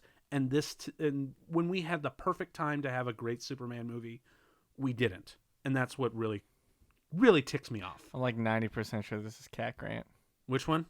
Blonde. Or she's somebody. Oh, yeah. I forget who she is. Anyway, what I was going to say is, in a couple scenes before here that you missed, you were talking through, the Congresswoman, she said Superman shouldn't act unilaterally. That's just another showing that the government wants to control, something so powerful, and that's what they're going after. Yeah. It's a theme also used in Iron Man. Yeah, they totally. Yeah, I'm totally fine with them going that route. But the fact is, Superman would actually confront them immediately and say, "Listen, I respect that, but I'm not going to be beholden to one government. I want to take matters into my own hands because the safest are my own. A lot of you might not agree with that, but that's the way I'm going for." And so I don't mind the fact that there are a lot of critics out there for Superman that say that he does have too much power, because that's a totally legitimate thing for people like us to say. I'm just saying Superman needs to address that himself instead of just kind of doing these amazing stunts and not say anything about them or really get a sense that he feels like he's actually doing good. Because half the time he really just wonders if, is this even worth it? You look at Clark Kent looking at the news and all the reports and all the critics. He just kind of has this look at his the direction and his performance and the editing all tell me that I don't know if this is worth it. I'm doubting myself, and I don't think I should be doing this. Where he should be like, Superman would, the character of Superman in my eyes would be like, I can do this better. I'm going to tell people what I can do, and I want to show people that I can make the difference and be the hero that I was meant to be. That's something that's supposed to be in his heart. So, yeah. And again, this whole brand has been branded, and he's going to get put. Told the dude to go stab him. Yeah, now, I don't understand that. Wouldn't criminals look at the Bat brand and be like, "Oh, dude, I'm sorry, man. You got in here by the Bat.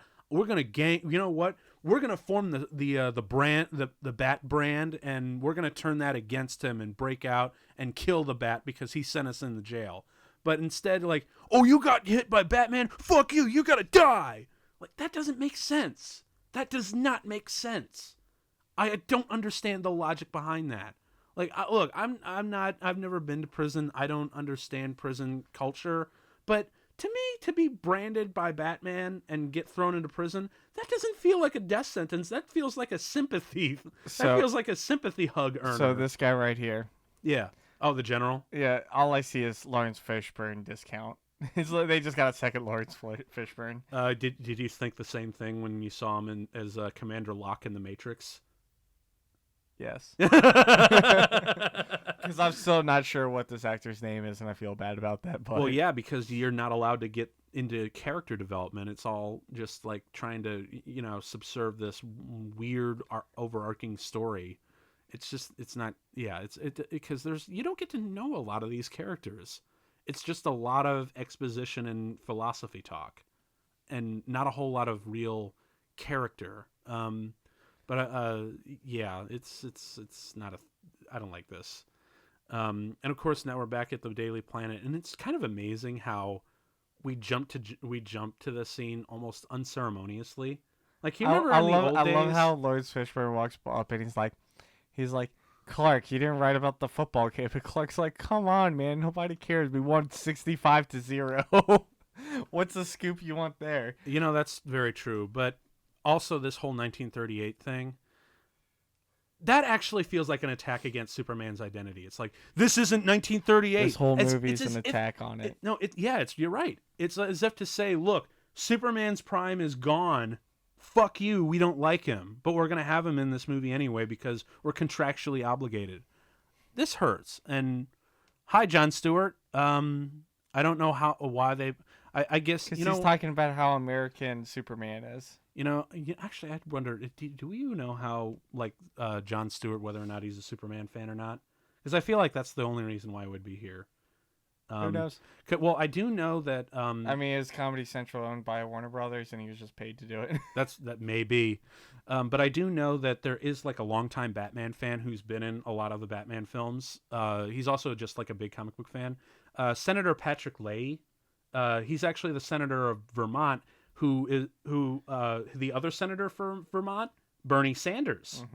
But Patrick Leahy is a big Batman fan, and he actually cameoed in Batman and Robin. And you remember the gentleman that the Joker grabs at the party that he breaks in? He's like, "You remind me of my father. I hated my father." That was actually him. That was Patrick Leahy. And he also made a cameo as one of the board members in Gotham. And in this movie, he plays the one of the senators at the Congress hearing. And also when I love this Batman. It's a fake. Well, yeah, dude, are you kidding me? Like when the obviously it's a fake. Well, when the museum curator was like just jerking off and talking about it and just saying, "Oh, it's such an exquisite piece," I'm like, I know it's a fake because Wonder Woman's there and she's gonna be like, "It's a fake," and what does Bruce Wayne say? It's a fucking fake. It's a fucking fake. Stealing's not polite. And also Gal Gadot, you deserve so much better of a first appearance in this movie. I think she does a great part in this movie. Gal Gadot is fantastic here, and she's even better in her own movie. She literally appeared in this movie to get us all hyped for Wonder Woman. Yeah, and well, to me that feels like really I feel awful on her part for it because Wonder Woman is a much more significantly better movie. Like that's probably the best origin superhero movie I've seen since Batman Begins. And Gal Gadot is great here. She's even better in Wonder Woman, but it's just the fact that she really doesn't get to do anything in this movie that pisses me off. Because I don't know, she does a good amount. It's not called Trinity. It's not called Batman versus Superman and also Wonder Woman.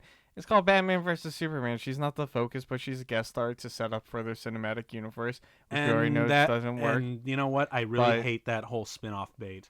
I hate spin-off bait so much. Because so much of the time it never pays off. Like, well, I don't know. Marvel did a whole lot of it in the first couple of movies, and it paid off. They know how to pay off. But like, I see it in other movies, like Amazing Spider-Man and the Mummy and the Transformers movies. Like, there's like what's the one in the Mummy? In the Mummy, dude, they fucking stopped the movie halfway through to tell you about all the other monsters that are out there. Like I'm okay with that. No, that's dumb. That's literally they literally stopped the movie halfway through to show you their own diet version of Shield. With them. Okay. Yeah, this is just cool. Sorry. What the? It's Apocalypse. Look, this on its own, if this was its own like trailer or like its own prologue, this would have been amazing as a geek. But the fact that where are we? We are 1 hour and 5 minutes in. And the fact that this is where it comes, I'm like, where the fuck am I? Why are we in the apocalypse? Why is it looks cool. It's Mad Max meets Batman, meets the, Superman apocalypse. But I'm like, what the hell are we? How does this fit in with the rest of the story? Tell us, movie. Because it's a fucking dream sequence and it's such a fucking stupid cop-out. Well, here's the thing. It's a cop-out. So, I don't know about you. Look, but when I read a comic book, it comes out once every month, right? Uh-huh. But we're here. But if I'm going to read a comic book, I don't know what's going to happen in the next one. I'm only knowing what's happening in this one. But this isn't it's like a comic book. No, this isn't a comic book. This is this is supposed to be a graphic novel where the whole thing, you get the whole volume in one sitting. If this was a TV show, then you could have that argument. Even in a volume, you don't figure out the whole end all be all. It's just the start of it. It's one part of the whole series. That's the whole part of this. It's building it up. To what? I don't even know what's going on. To Zack Snyder's dream sequence and dream trilogy in which then he was let go. The dreams makes no sense. Look, it's a bomb. It's a trap. Oh no! Look, I'm not saying that this looks amazing. I love the stylized cinematography. I love the costume design. I love the set design, and I really love Batman's look here. But what the fuck does it have to do with the rest of the movie? It's all why he should fight. Also, Batman. here's another thing. You notice the Superman Logos, the logos on their shoulders? Like, that's cool. Does Superman have an army now? What is going on? Tell us, movie. Tell us. It's not. It's just a fucking dream sequence. They do kind of tell us. They do. They really do. You just have to pay attention to the movie. No. It's just implying without any payoff. Think about it. Also, look at the choreography here. Look at the choreography. That one guy was waiting for Batman to make his move. Like right here. The choreography. When you do it in this one long take wide shot, that guy literally reached out so he could pull out. The choreography here is stupid, and now we have parademons. We have explosions. There's so much going on here. He's striking a fellow comrade. No. All right, let's be real here. At the end of the stream sequence, you're going, what's going on? And then good old Flash Boy, comes out and says, Lois is the key. This is the future in which if Lois died, he would become unhinged and do all of this. Oh my God. This is the future. No. All of this needs to be cut out of the movie because it does not further anything. It is literally, this is literally a trailer right in the middle of the movie for a movie that we're never going to get because all these actors are not in for the DC universe anymore. Well, yeah.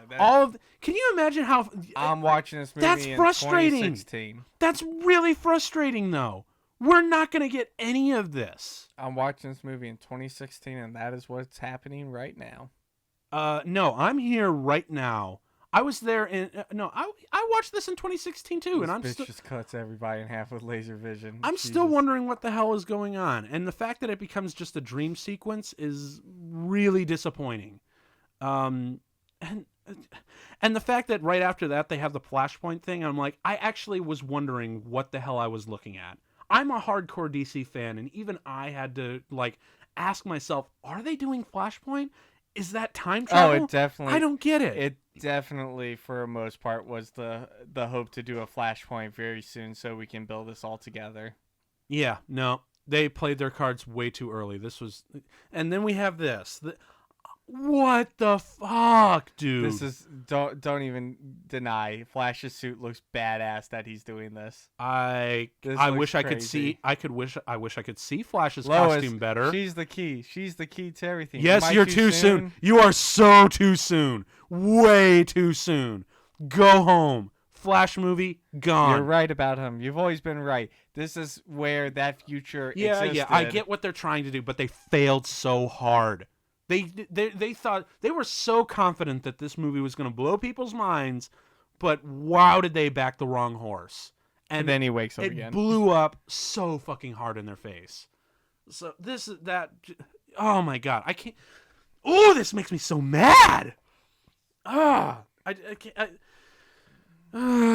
Okay, I just need to breathe. Yeah, just take a break. We'll watch a movie a little bit. Well, Clark Kent's about to get a mysterious thing, and so it's from Lex Luthor because he's the villain in this movie. And now here's another weird thing is he's gonna fucking Google the drive. He's not Googling the drive. He's searching the drive. He's searching the drive using Windows Explorer. It's literally that. How else would you search? Let's look through every folder individually. Who took the Polaroids? Who took the Polaroids? Wouldn't that have been a crime scene after the cops had taken care of him? He's got people in the police, dude. Whatever. It's a fucking Lex Luthor. He's got everything. He's evil. Yeah, blah, blah, blah. White Portuguese. It's not a man. It's a ship. It smuggles shit in. I wonder if that's actually a reference to any of the comics. What, white Portuguese? Yeah. I don't know. Could just be their ethnicity. But that's really racist. See, now we're reaching... How? No, the Portuguese. I don't know. It's just it feels wrong just to call out a race randomly and call it a ship. And I just, no. Just You can name a ship anything. It's not racist if you name it a ship. No, I don't know about that. And then this bit of dialogue makes me angry because this is not how math works. If there is a 1% chance that he could be our enemy, we have to take that as an absolute certainty. Dude! Only a Sith deals in absolutes. Sure. Whatever. He's saying if there's a 1% chance that he's evil and we got to do this. Look, that son of a bitch brought us to war about 2 years ago. Look, I'm fine. I actually like the motivations that Bruce Wayne has to hate people. Superman. I just really hate the motivation that Superman hates Batman. Superman never fought evil. Batman never fought evil. He fought villains. He fought crime. That's his fight point. Superman brought war to their planet. He brought devastation. He killed thousands of people. And this is where Alfred's like, look, he saved millions of people, but Bruce Wayne's stuck in his thing. He's going crazy. He's taking pills. He's drinking alcohol with those. Yeah. He's not in the right mind. He's very violent. And what he's seeing is Superman's the reason why this all started, so he needs to end it. Yeah. And it's furthered by the dream sequence that he's had. Who knows if that dream sequence is even like him just coming... You don't need the dream sequence in order to convey that. You don't need that. But what I'm saying is it's just more and more and more. And it's also Zack Snyder being like, let's do something fun and creative and weird and piss off people. Like, it worked. And it's good. It's good. I like it. But the thing is... I actually like the idea that Superman and Batman don't like each other's methods. But there's just so many awkward things that it just doesn't feel earned. Like, cause there's a lot of stuff in here that logically does make sense, but they don't earn it through the character arcs at all. But then of course I really love this. Also, isn't that weird that he gets transferred to Metropolis and he gets shanked? Shouldn't he have been picked up in Metropolis and then moved to Gotham and get shanked? Nobody wants someone with a bat symbol in their prison. That just bad news. Anyone with a bat brand should automatically get a hug, dude. They're like, "Oh, I'm sorry, dude. The bat busted you, man. That sucks, man. You're doing some pretty bad shit. You know what? That's what's happening." Well, you know what? That still doesn't. They're doubling down on me here because look, I know that a lot of because we have a very harsh inmate epidemic, like inmate population epidemic right now. Yeah, they fight amongst each other. But the fact is, like, a lot of them are nonviolent. A lot, but I mean, there's only like 20 people in that courtyard. But it's interesting that the violent ones that get in, that they get thrown in because of Batman, also get shanked by the non-violent ones, supposedly, because you did bad things, so we're gonna kill you because of the Batman. Even though we're in Gotham right now because it's dark. That's all I'm saying. Actually, didn't it say it was supposed to get delivered into Metropolis? I think so, yeah. I don't know. Maybe it is Metropolis. Who knows? See my point. I agree. I agree with your point. You can't. I brought that up to begin with. Yeah, you can't tell where you're at. You don't even see Batman until like the last moment when we're bringing you in. You're like, oh, it's crane down. No, that's actually really cool. Like everything Batman does in this movie is pretty cool. Like for the most part, the branding thing, I don't get that. LexCorp? I don't get the branding of LexCorp. Yeah. Why wouldn't you brand your own shit? You put your name on your lunch bag because it looks cool for the production design. Now, of course, this is also straight out of your name on a lunch bag. That's straight out of Dark Knight Returns, where he's like, up on trackers. Well, yeah, I mean, he uses like a sniper rifle for like a rope to get to one tower to the other in Gotham. But here it's now a tracker, which again, I'm okay. I'm okay with Batman using guns. That's fine. It's an interpretation. He used guns and killed people in 1989. Remember that? Yeah. Like a lot of people bitch and moan like, oh yes, this is one of the cool things about the movie. The fucking Batmobile. The Batmobile is so cool. This Batmobile, even though the design isn't all that great. No, it's amazing. There's nothing wrong with it. No. The design is a little lazy because it feels like a lot of other Batmobiles and it doesn't feel... I think that's the point. It's supposed to respect those by also creating something new. Look, I'm okay with... Like, it looks pretty cool, although it doesn't obey the laws of physics like this. How? Because that thing would have to weigh like 5 times the size of any car. It probably does. It has a jet engine in it. I guess, but the car, because the car also, it doesn't help the fact that the car is CG. I know that's probably because it's not very safe to do that sort of thing. Because it's a fake jet engine in real life. Well, no. See, my point is, if that was not a CG effect, like if there was they actually had a vehicle, even with some assistance. Like they just took out the engine of a car and made it significantly lighter, and took out all the innards of that stunt car that they were driving around to make it really lighter for the visual effect. And they did it practically. I would have actually believed it. a lot more. But because it was CGI, I didn't buy into the physics because the animators.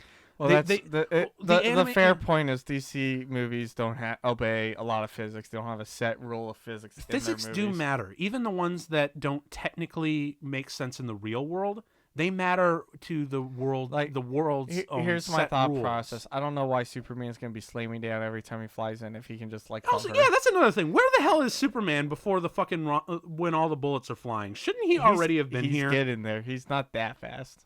He was fast. Okay, so Lex Luthor throws off Lois Lane off the end of this movie, and he appears out of nowhere. That takes like she should have been dead in 30 seconds. It's his girlfriend over like other people. There are bullets. Oh yeah.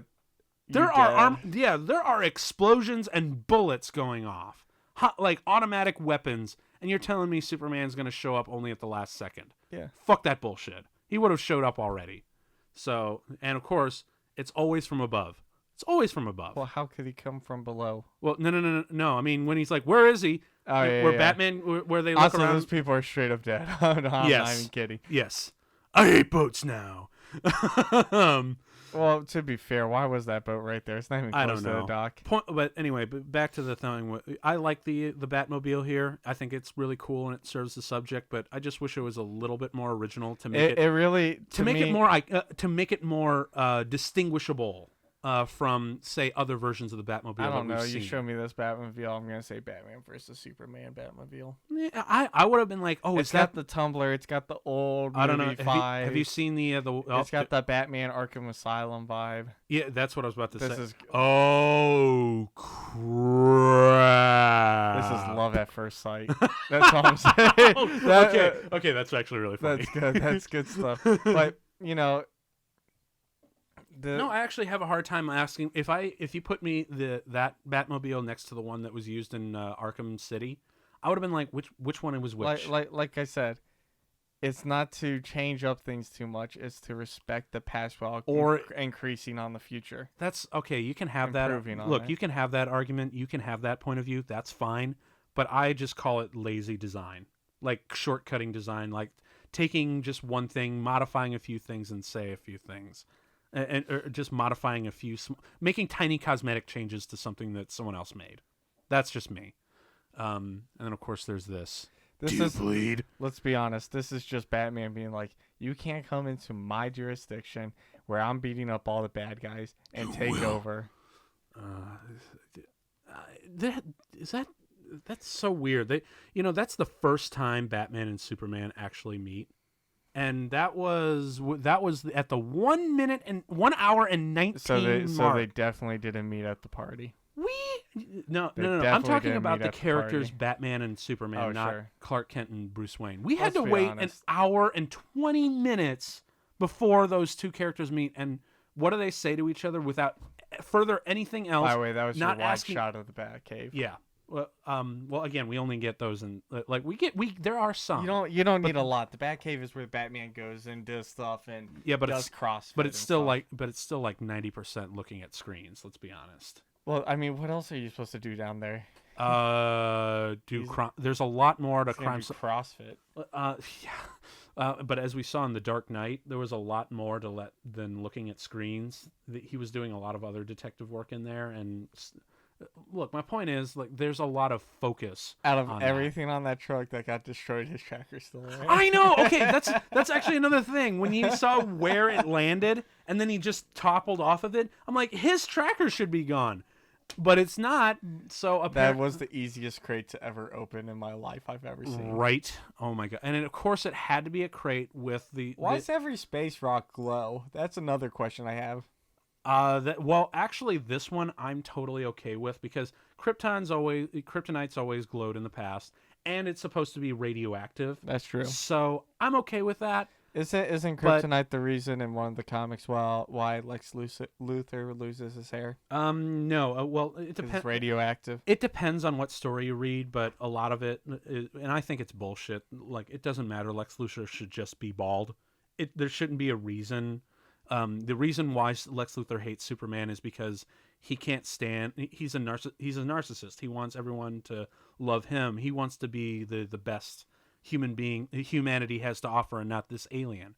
and he's xenophobic too. So, but in the comics, apparently, like he used to live in Smallville, and the meteor, like there were some small meteorites, and he got in an accident that burned off all his hair, and that's why he hates which is dumb. I don't like that at all. All the reasons why he loses his hair is stupid. The whole hair thing is dumb. Yeah, just let Lex Luthor be bald, and just let him be bald. It doesn't. It's just natural stuff. Like, and he should hate Superman because he's a xenophobic, power-hungry madman, and not because he has hair People hate issues. what they don't understand.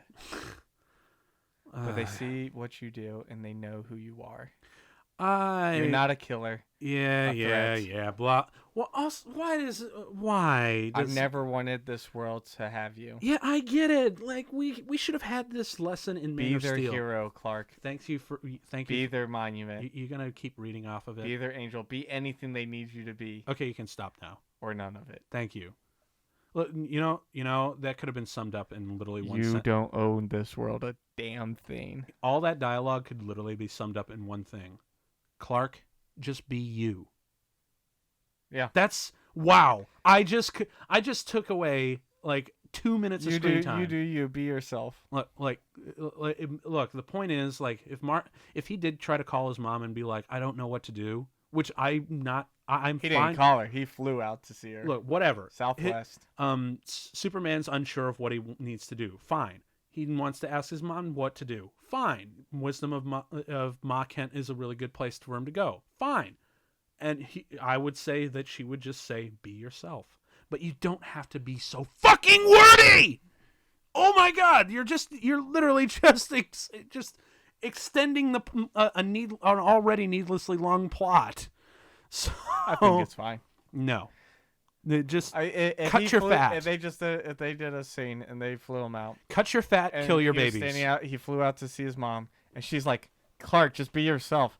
Oh my God, I would not care for a second for that. What she says is very poetic and it's meaningful. If you went to your mom for a problem you were having, and she said, Tim, just be yourself, you'd be like, thanks, Mom. I knew you would say that. All right, that's the worst advice ever. Okay, fine. We'll run with the words that they wrote down. So that's fine. This guy's pulling out of the Marvel incognito thing. Oh, I know. Just got the nondescript hat, the hoodie, and the leather jacket, and the glasses. Like that's the universal Marvel movie disguise. But okay, that's fine. We'll use those same words. It's her tone that also really bothers me. Like, do whatever. I don't care. Like his Clark Kent's mom should be like a real sweetheart homebody. Like, come on, she's your mom, dude. She is. And she just comes off as like, I don't care, just do it. Be whatever. Don't be this. No, she's saying, do what you think is right because she believes that he'll do the right thing. I believe that because of the tone that you just used. Exactly. I don't believe her tone for a second. Oh, no, she doesn't say it in a terrible tone. She does. She says it in a very uplifting mama kind of way. Yeah. I still really... I would have been totally fine with this guy's subplot arc. Also, I love this. We've been sending his checks, but he hasn't been cashing them. Oh, what the hell? And like Bruce Wayne was actually trying to take care of this guy. Well, of course, like that's what Bruce Wayne totally does. Like I've seen him in the comics or in some other shows and adaptations. I've totally seen him like arrest a criminal, and then as soon as they get out of bail, Mr. Wayne will be like, "Do you need a job? Here you go," and he'll keep a close eye on him. Oh yeah. So. That I've totally seen Bruce Wayne do stuff like that, and that's another reason why I'm kind of a fan of Batfleck, despite the fact that he brands people. That's the one thing that I just don't understand, because it just feels unmotivated and gratuitous. But now we have this whole information on the bullet, right? I don't know what's going on anymore. Like I said, the editing. This is back to the guy in the wheelchair. Yeah. It's a lot of chess pieces moving around. Too many chess pieces. This is when she's learning that Lex Luthor gave the script to the guy in the wheelchair. He planted everything and played everything. Yep. Also, because the whole did point. Lex Luthor actually pee in a jar? Yeah. Why? Because he's cold. No, that's psychotic. Cold blood. That's what a cold person is. We've been over this. Anyway. No. So. If you want a cold performance, it's Hannibal Lecter. Focus. Bruce Wayne, open your eyes. Bruce Wayne, I am your ghost. Okay. So honestly, really just think that they were like the key to Lex Luthor of a great villain. We're gonna make him like the Joker. Wrong. No, he's So not the Joker. wrong. Oh my God. He's definitely not the Joker in any sort of way. Yes, look at the fucking way he wrote on those checks. That is exactly the Joker would write. That's how what he the would write dude him. in the wheelchair wrote. No, it's not. That is not what the guy in the wheelchair wrote. It's Anyway. Lex Luthor. Anyway, yes, he definitely peed in a jar. But he's fine. She found out that he wrote all that stuff, and he's gonna go in there and all that jazz. Oh no, he doesn't go in there because he planted a bomb, and that's a big thing. Oh my God, this is so stupid. And you know why he does all this? Why? Well, give me a guess. To frame Superman. No, of course not. He does all of this to make people hate Superman. To frame. That's literally what I just said. Not to make him hate him, not to frame him. No one believes that he did that. Well, you know what? I don't. That's fine because. And then there's this thing where they just kill this woman because she knows too much. They just House of Cards this chick. Yeah. That's a good one. But look, if they're gonna make this movie already hates Superman, so why bother? See, here you go. He's not crashing down. He just lands. Yeah, I like that. That's cool. And I actually with this dude's hair. I don't know. Was that Skrillex or something? No, that was definitely a neo-Nazi. Oh my god.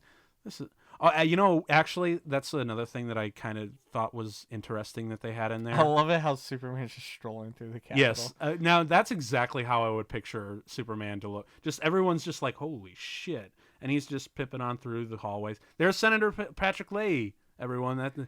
I really wish that Superman walked in with like a blue suit and a red tie. That would be great, like a super suit. No. There's actually, have you ever read Alex Ross's Superman Spirit of Truth? Or not Spirit of Truth, Peace on Earth? There's actually this beautiful photorealistic painting of Superman going into Congress as in his costume. It's literally the same scenario, but it's painted much more beautifully. And it also works better because Superman himself in that painting is brightly colored against the monochromatic suits of everyone else. This should be a red flag for Superman that he can't see through the wheelchair. I mean, maybe he's not using that power. How did Lex Luthor know that to shield it Lex with lead? Luthor is a genius and a psychopath and a cold person. No, Lex Luthor figures out stuff. Yeah, but he's a smart person. He's one of the smartest people in the world. But the fact that they didn't show how he learned that, or how they just threw in 2 seconds. Yes, they do. He's a super smart person. Look, you want to cut out the fat. I love this. There's just a jar there. Ew. Seriously, ew. He put it there himself. Ew. Lex Luthor. Why is you know who you know how I always characterize Lex Luthor as if Hannibal Lecter wasn't a cannibal or a professor, but instead a politician. He kill off Mercy right here, like straight up. He just kills his assistant. Oh my god. You're totally right. He just murders her. I love this. They killed Mercy too? What the fuck? Granny's peach tea. Yeah, and it's piss. It does not taste like peach. I'm telling you that right now, ladies and gentlemen. And by the way, I forgot to mention that the guy in the wheelchair, it's secretly Hector Salamanca from Breaking Bad. Oh yeah. Look at that. Okay, now here's like one of the biggest That's the biggest bomb I've ever seen in my life. Yeah, compressed into that tiny little wheelchair. No kidding. There must have been a gas leak or something. But now here's one of the biggest betrayals of Superman's character that I've ever seen. He leaves. His reaction. And we're gonna see it right here. Oh man! What? He is devastated. He should have stopped it. He could have stopped it. Show that, dude. What do you mean? He should have had made eye contact with Hector Salamanca there and just said, "Oh no, everybody get out!" And then it blows up, and then he just like. But he no! didn't. He didn't do that, and that's why he looks like that. He could have. Look, Henry Cavill, you really are a wonderful. Cavill, whatever. Henry, you're a really great I think you could be a great Superman, but for the love of God, that was a seriously big betrayal of Superman's character. And I do not blame you, Henry, at all. It's not Henry's fault. It's just simply the direction. Look, he's saving people, bringing them out. He's helping. Yeah, and he's not. Look, I understand that he's not happy about it, but he should at least have some urgency instead of this mopey. Oh man, it's almost as if he was. It's kind of the equivalent feeling of cooking a really nice meal for your friends, and then you accidentally slip and drop it. It's just. Oh man, I gotta start again. That's definitely how my reaction would be if I dropped it. I'd be like, "Ah, man." Yeah, but to this kind of devastation, okay, that's a different feeling entirely. We're talking. It's an analogy. Anyway, my point is that's what he's feeling. The whole thing is this bomb goes off, explodes all around him. He should have seen it. He should have been able to stop it, but he didn't.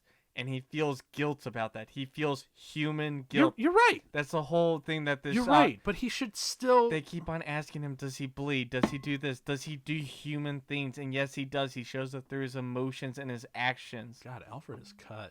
Alfred is boss, okay? How is Jeremy Irons is a perfect Alfred. I don't even care. How are you functioning, sir? Still, you were 40 years old in that flashback, and it's been 30 years. You should be you should be at least in your late 70s. Hey, rich 70s looks a lot different than poor 70s. That's what I would say. No, 70s is 70s, sir. And you'd have to be regularly working out. I know Alfred used to be a combat medic or whatever, but dudes, and also. How are you just casually tuned into not one but 3 different news channels? They got to. Because it must serve the visuals. If I have 3 TVs, I'm not watching the same thing on all 3 TVs. If I'm gonna have 3 TVs on, I'm not gonna have one of them dedicated to Fox News. Well, you got to. You got to stay unbiased. You have CNN, Fox News, and I guess MSNBC or PBS. I guess you would have PBS. But Fox News is biased by definition. But yeah, Mercy's dead. Yeah. Now Lex Luthor. This is so strange. He just strolls into a fucking crime scene it's his own business. This is LexCorp. They broke into his place and stole the rock. Also, is it weird now that I'm just looking at the architectural layout? Look at that. That's so fucking scary. It is scary, but I wish it wasn't through a video monitor. Basketball's all because you know what the weird thing was? I'm like, why was Lex Luthor allowed to see that specifically casually at that moment? The blocking and staging. He owns the security team. He probably owns part of the police but department. No, it just happened by sheer happenstance, almost too perfectly. The blocking in this movie is annoyingly unrealistic. Calling card. Of course, because there has to be a calling card. But to answer your question, Tim, he owns LexCorp, so if your house burns down, you were initially allowed to walk into your house after it's been burnt down. That's the whole thing. And here, okay, yeah, I'll give you, Superman is pretty mopey in this whole movie. I'll allow that. But he has reasons to be mopey. This conversation should have been out in front of the press. Or at least he while literally he was there. went out in front of the Congress and everybody died. Why would you go to the press? People are probably going to die there. No, actually, let me. This conversation between Lois and Superman should have happened right there on the steps while the devastation was happening. Yeah, probably. So we could feel the impact. Except they're in Washington D.C. and not Metropolis right now. But sorry. They were still in. That's fine. It's just so strange that Superman is so private in this movie. I understand, he would want some. Well, now he's not talking to her as Superman. He's talking to her as Clark Kent Kal-El. Yeah. He's talking to her about finding out what he should do, what can he do. He's being faced with a choice to do nothing when he should be doing things, because people do not want him to be doing these things in his world. They want him to save everybody, but they want him to do it in a way that they see fit. I feel like production still could have saved a lot more time and had a lot more impact if they merged this scene with the devastation. Well, yeah, it's Zack Snyder trying to do a lot of visuals. It's the way it is. Yeah. Here, I want to say, this whole part, I think the music that's playing is some of my favorite music. I love the whole entire the Hans Zimmer part of this is amazing. I disagree. I've never. You don't like the music in this? This is No, great. no, With no, no. Junkie XL?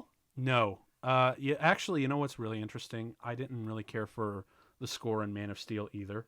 I mean, the score in Man of Steel wasn't really anything special. This wasn't either, because you know what's interesting? Anytime, first off, is there any musical tone for Batman? Is there any musical theme for Batman in this movie? No. No. And there is for Superman, and it's only in dim echoes of the main theme, which is the da da da da. But I don't really care for that either. Do you know why? Why? It's 2 notes, not 3. Oh.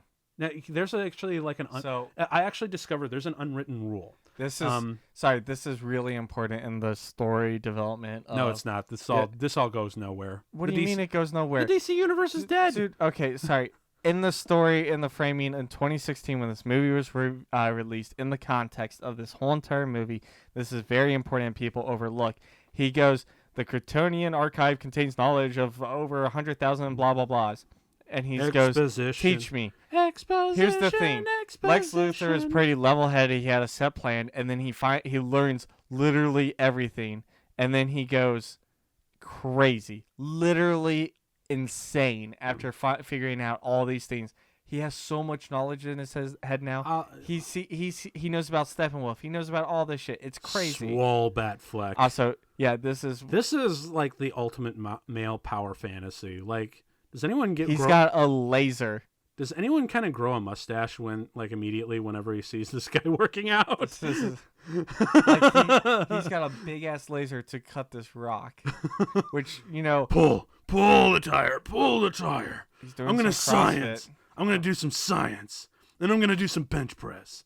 And I'm gonna do some more science. You gotta stay in shape. You gotta get your grenades ready. Yeah, but science. I'm Tony Stark. I'm swole Tony Stark. Batman versus Iron Man. Who would win? Don't say the writers. I would say the writers, but that's a whole nother podcast anyway. Who do you think realistically would win? For me, in the long run, for me, it's always anytime there's a versus Batman. In the long run, Batman wins, but in the short run, I'd probably say Iron Man. So Batman always wins the war, even though he loses the battles. Iron Man, I can see losing the war in the long run, but in case you were wondering, winning battles. Yes. Who designed? Indeed, the graphic design department at LexCorp was tasked with this to give boss-ass logos. That's I was about to say, who the hell designed the logos for each of these fucking files? I'm fine with it. I'm not fine with it, but I'm more. Oh okay my god! With it. Wait, go back.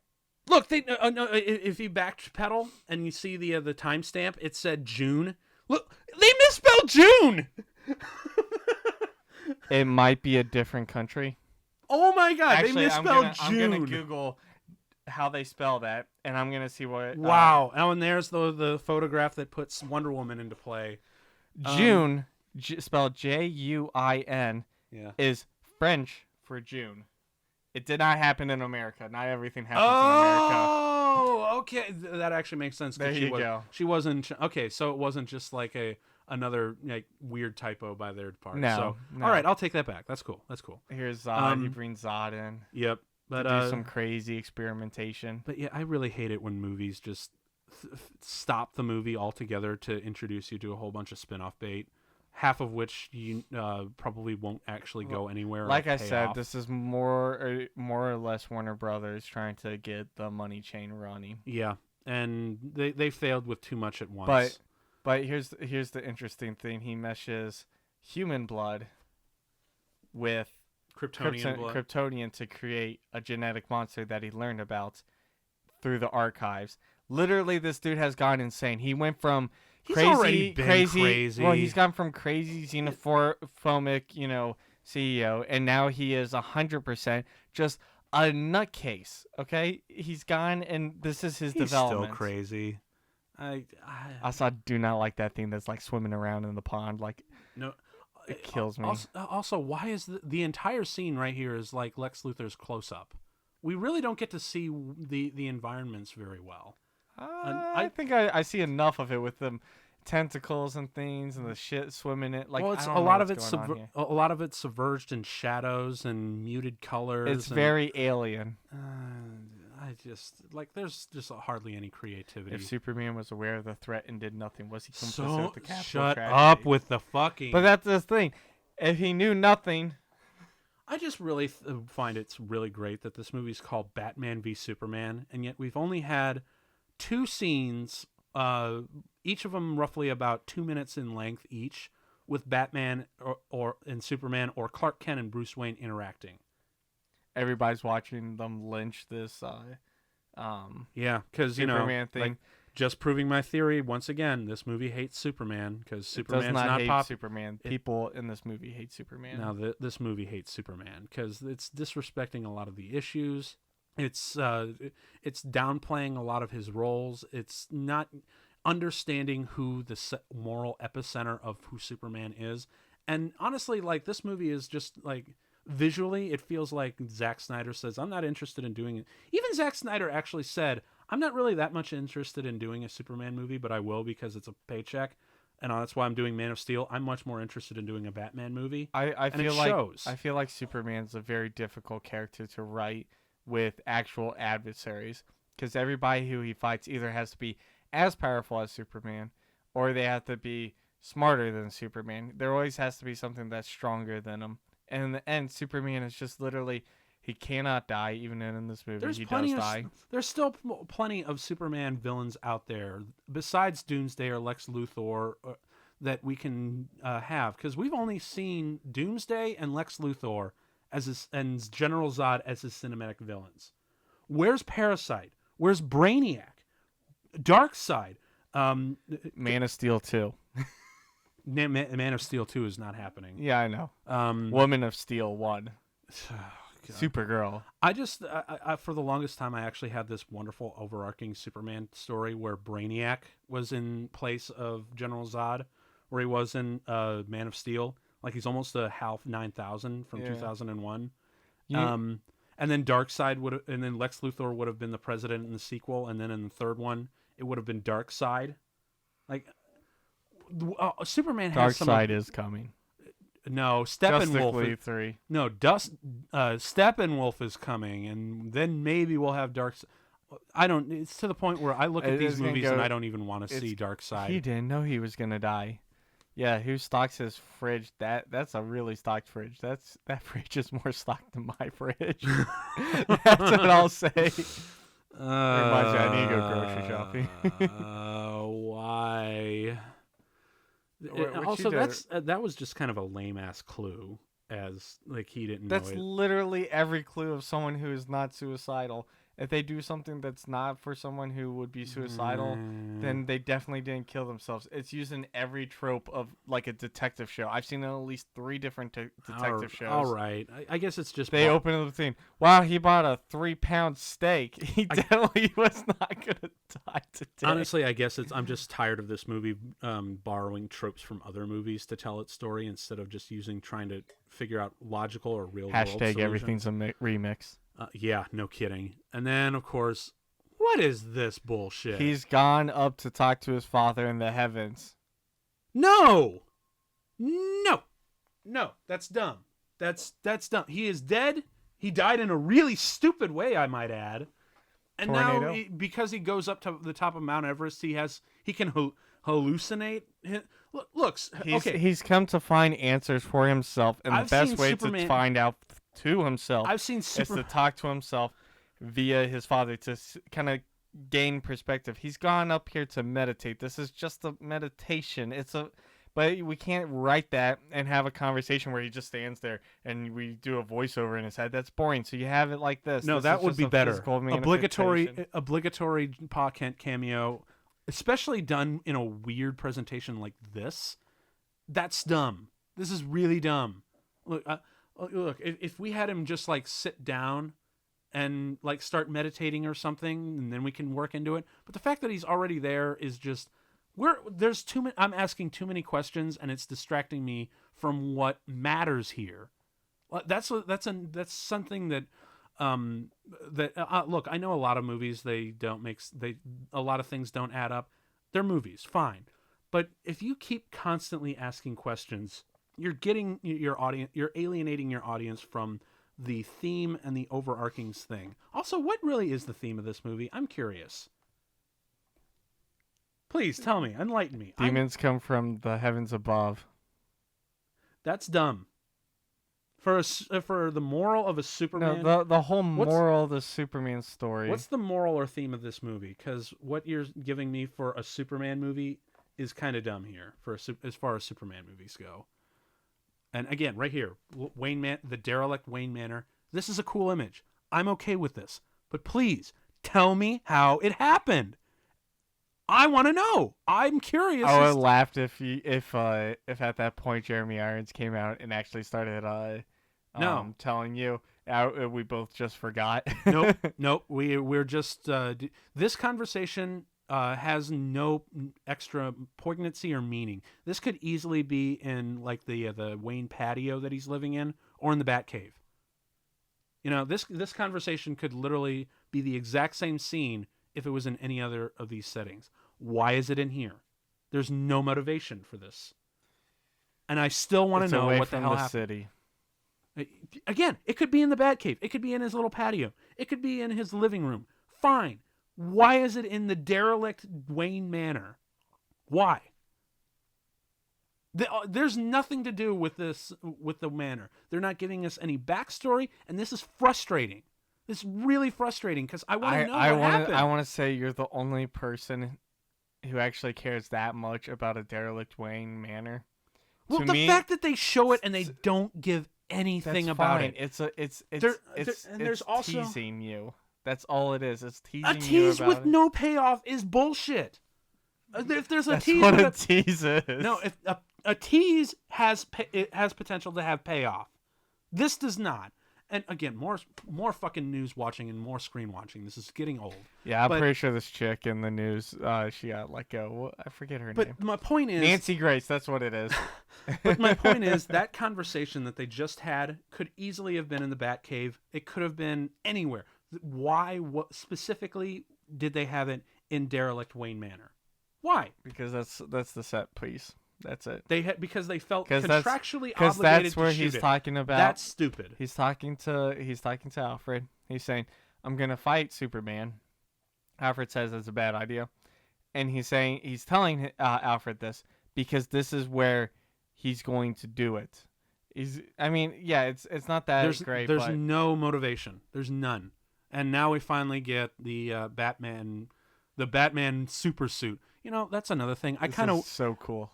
In that whole montage where he was putting together the Kryptonian devices, I kind of wish he was putting together this suit too, specifically to fight Superman. So again, this shot is awesome. Had it. This shot is amazing.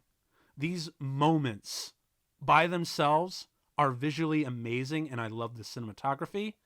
But my God, when you put them and edit them all together and try to say it's one story, it just does not work. It doesn't. Like, this is a great trailer moment, but it's not a great movie moment because there's no context. These moments aren't earned. And honestly, if you want to get like more in depth to it, there's actually a whole Nerdwriter discussion. Nerdwriter 1, who is a YouTube channel who does these amazing video essays, probably one of the best on YouTube. He actually did this video called Batman v Superman: The Fundamental Flaw. And he talks to great lengths about missing the lack of a sense of a scene and more focus on the moment than anything. And that's like a really distracting because this movie doesn't really feel like a movie. It feels like a trailer. I'll be honest. I want to tied together by loose stuff. Butt. Oh, what's? Oh yeah, this guy was literally the dude who was out there. Yeah, and of course, how does Lois? And I feel like of course Lois Lane had to be suspicious because all Lois janitors are suspicious in movies. She's being suspicious because she's like, maybe I've seen this guy before. That is true. I mean, she does have like a really good. She's literally a person who, her whole deal is digging up snakes. Mm-hmm. But then there's this shit with Lex Luthor. His plan is fucking dumb. So, Almost as dumb as what's his name, Zemoff in Civil War. No, that Civil was War. actually now when you actually strip that apart, that's actually really dumb too. It's really kind of shocking. Literally, his plan was like, hopefully, all these things fall into place where this happens. You're totally right. I want to argue that his plan and his character was dumber than this whole thing by a small margin. No, this I'll say about between the two, between Zemo and Lex Luthor. Lex Luthor, their plans are both equally stupid and equally complicated, and equally just nonsensical in the way that they would be put together and executed. But I believe Zemo's pain because he's not a fucking cartoon character like Lex Luthor is. No, I did not care about Zemo. Literally, at the end when they were like, "Oh, he's the bad guy," I was like, "But why?" I have no idea. There's no reason. There's nothing you can tell me. At least Civil War had these two things going on. They had really good charismatic actors, Sure. better writing, Sure. and they had the airport sequence. Yeah. Okay. Sorry, that's hashtag War Machine should have fucking died. Yeah, he totally should have died. He definitely should. That whole part when that happened, I was like, cool. I love me some Don Cheadle as I love Don Cheadle so much. I love Don Cheadle as War Machine, but damn it, he should have fucking died right there. He could have chose a different character to kill. 100%. Yeah, and of course we have another fucking philosophy talk from Lex Luthor. Yeah, because it's crazy. It's cold. Yeah, Lex Luthor is not crazy. Also, look right here. She gets pushed off, and in 5, 4, 3, there. Not even like less than 3 seconds, Superman appears where there's danger. But when there's explosions, oh no, we have to wait another 5 minutes because he is in tune with her heartbeat. He knows what's happening. He is always there for Lois. She is his top priority. Yeah, sure. And even when so she's her top. She's his top priority, right? She's fine, but there's still bullets and explosions going on. Still gonna wait 5 minutes? Yes, because this movie obviously has to, serve. It has to serve. It has to serve other things, like other planned bits. They're all the scenes are so awkward. I love this. He holds up the egg timer and goes, wait. This is so stupid. Yeah, that's really un-Superman-like. Bruh, he is angry. His girlfriend, soon-to-be wife, got pushed off the goddamn building. Definitely. Definitely. God, enough with the religious analogies. We've had enough of it since Man of Steel, dude. I mean, ever since he had that conversation with the Superman, priest. though, is super close to being godlike, though. He is, he but is god tier. Look, that's fine, but you don't really have to look. I'm not denying that Superman is a Christ figure. He is. If God is all powerful, he cannot be all good. Yeah. I actually really like this phrase. I heard this whole little bit in Philosophy 101. Blow me. But the fact is, Superman, it's just. Oh, this hurts.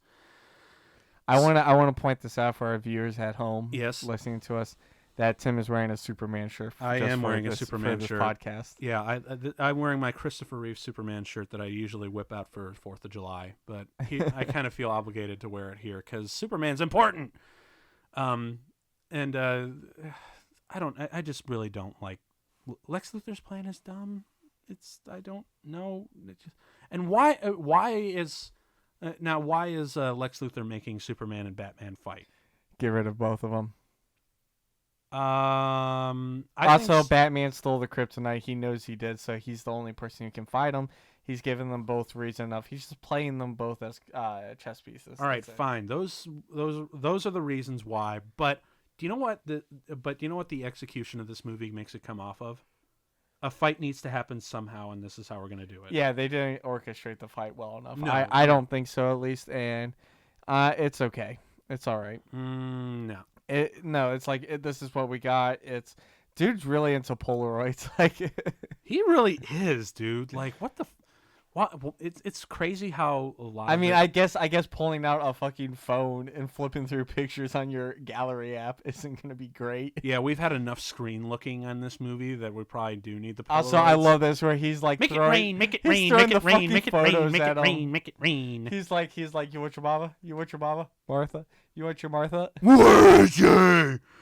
That's the most Batman thing I've heard out of Superman in this entire thing. Batman. I mean, also you gotta realize this movie is trying to use the new 52 Superman, which I hate. Which the new 52 arguably Superman. they literally killed on issue 52 right before Rebirth and brought back the pre-new 52 Superman.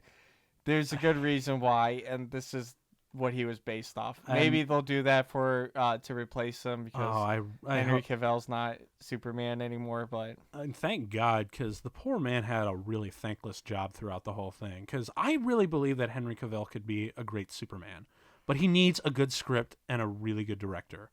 Because a lot of acting is trust in your director, and a lot of it's like listening and trying to take insight to the truth of the moment. And Henry Cavill just doesn't get a lot of that chance in this movie. So I really feel like he could be a great Superman, but he just can't. He just doesn't get the chance here. So I just feel sorry for him for the most part. And yeah, and plus not the fact that he worked out for months and months for that role, and the studio wouldn't let him shave his mustache for Justice League. Like that whole thing was like because when in Justice League, like you couldn't even. No, look what was he filming? I think it was Mission Impossible. He was the bad guy. No, it was Man from U.N.C.L.E. Oh, okay. No, he didn't have a mustache in Man from U.N.C.L.E. Didn't he? No, and that's another film we should definitely do because that's a fantastic movie.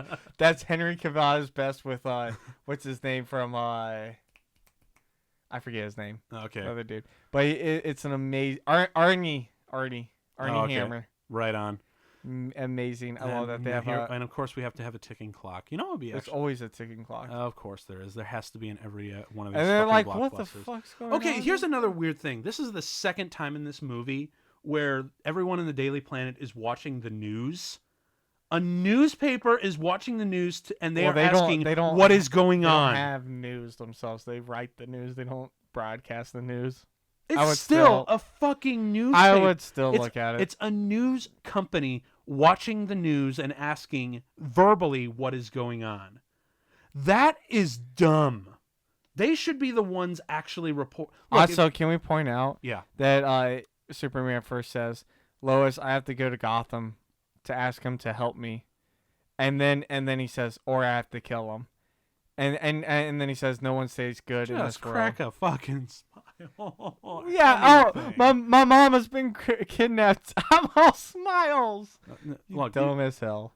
Just like, I'm tired of looking at the mopey face. Like it's sort of earned here, but like, dude. All right. Also, the best smile that we get in this whole movie is when Wonder Woman's fighting Doomsday. 100%. Like, pay attention to it. It's the best smile, and it lights up the whole world. And yeah, well, I'm still mad about One new message. I'm still one. Yeah, that's why I'm still mad about Wonder Woman in here, because all she does in this movie is show up to a couple galas, checks her email, and then fights a Ninja Turtle. Also, fun fact: I had this laptop tablet convertible thing that Samsung made here. Yeah, it is not this smooth and is not that great. That's all I'll say. Also, we got what's his name? Chris Pine. Chris Pine as Steve Trevor in an infinitely better movie. Oh my God, are you actually excited about Wonder Woman 1984? Yeah. I am too, because I'm also just as excited. Oh, here it is. Yeah, the fucking logos again. I'm okay with more spin-off bait, because we have to. We are literally about to gear up for the fight. The last time we saw Batman gearing up, which was awkwardly placed, was about 10 minutes ago, and now we're stopping the movie for more spin-off bait before the actual fight. You know how that's like saying, we're about to start the battle, but first a word from our sponsors that's going to last 20 minutes. He's like, oh shit, what's going on? Isn't that a different actor from Ezra Miller? No, that's Ezra Miller. That is Ezra Miller? He just has long hair in this. Okay. He goes and takes him out, and then in one frame he's not there, the next frame he's back. Whatever. Aquaman's is by far the worst one in my opinion. Why is that? They're all bad. It's no, the Ezra Miller one's fine. This one, he's just swimming. All of them just feel so out of place. Like the editing is so wrong. Like this is just not the bat signal in the sky shining. That should have been immediately right to. Because you remember in the CDC comic book, the teaser where Batman lights up the signal, the sky flashes with lightning, and there's Superman, and they gear up to fight. We don't get that in here. That bit sucks. No. This is also just brutal. I'm sorry. This is brutal. Wait, the Aquaman bit sucks, or the flash of lightning where Superman appears in the teaser trailer? No. I was about to say, because that was actually fucking dope. No, on its this own. is brutal though. Cyborg birth. Silas has his son on a fucking like. How is he still alive? He's got all these tubes and things. Also, all this anguish that this poor Miles Dyson in here is showing is so quick it never feels earned. Ever. Like it's just there to show that he's kind of angry, I guess. And then here we have the mother box, I guess. And that it merges with Cyborg to create a cyborg thing, I guess. Do we get anything? You guess. It literally shows this happening.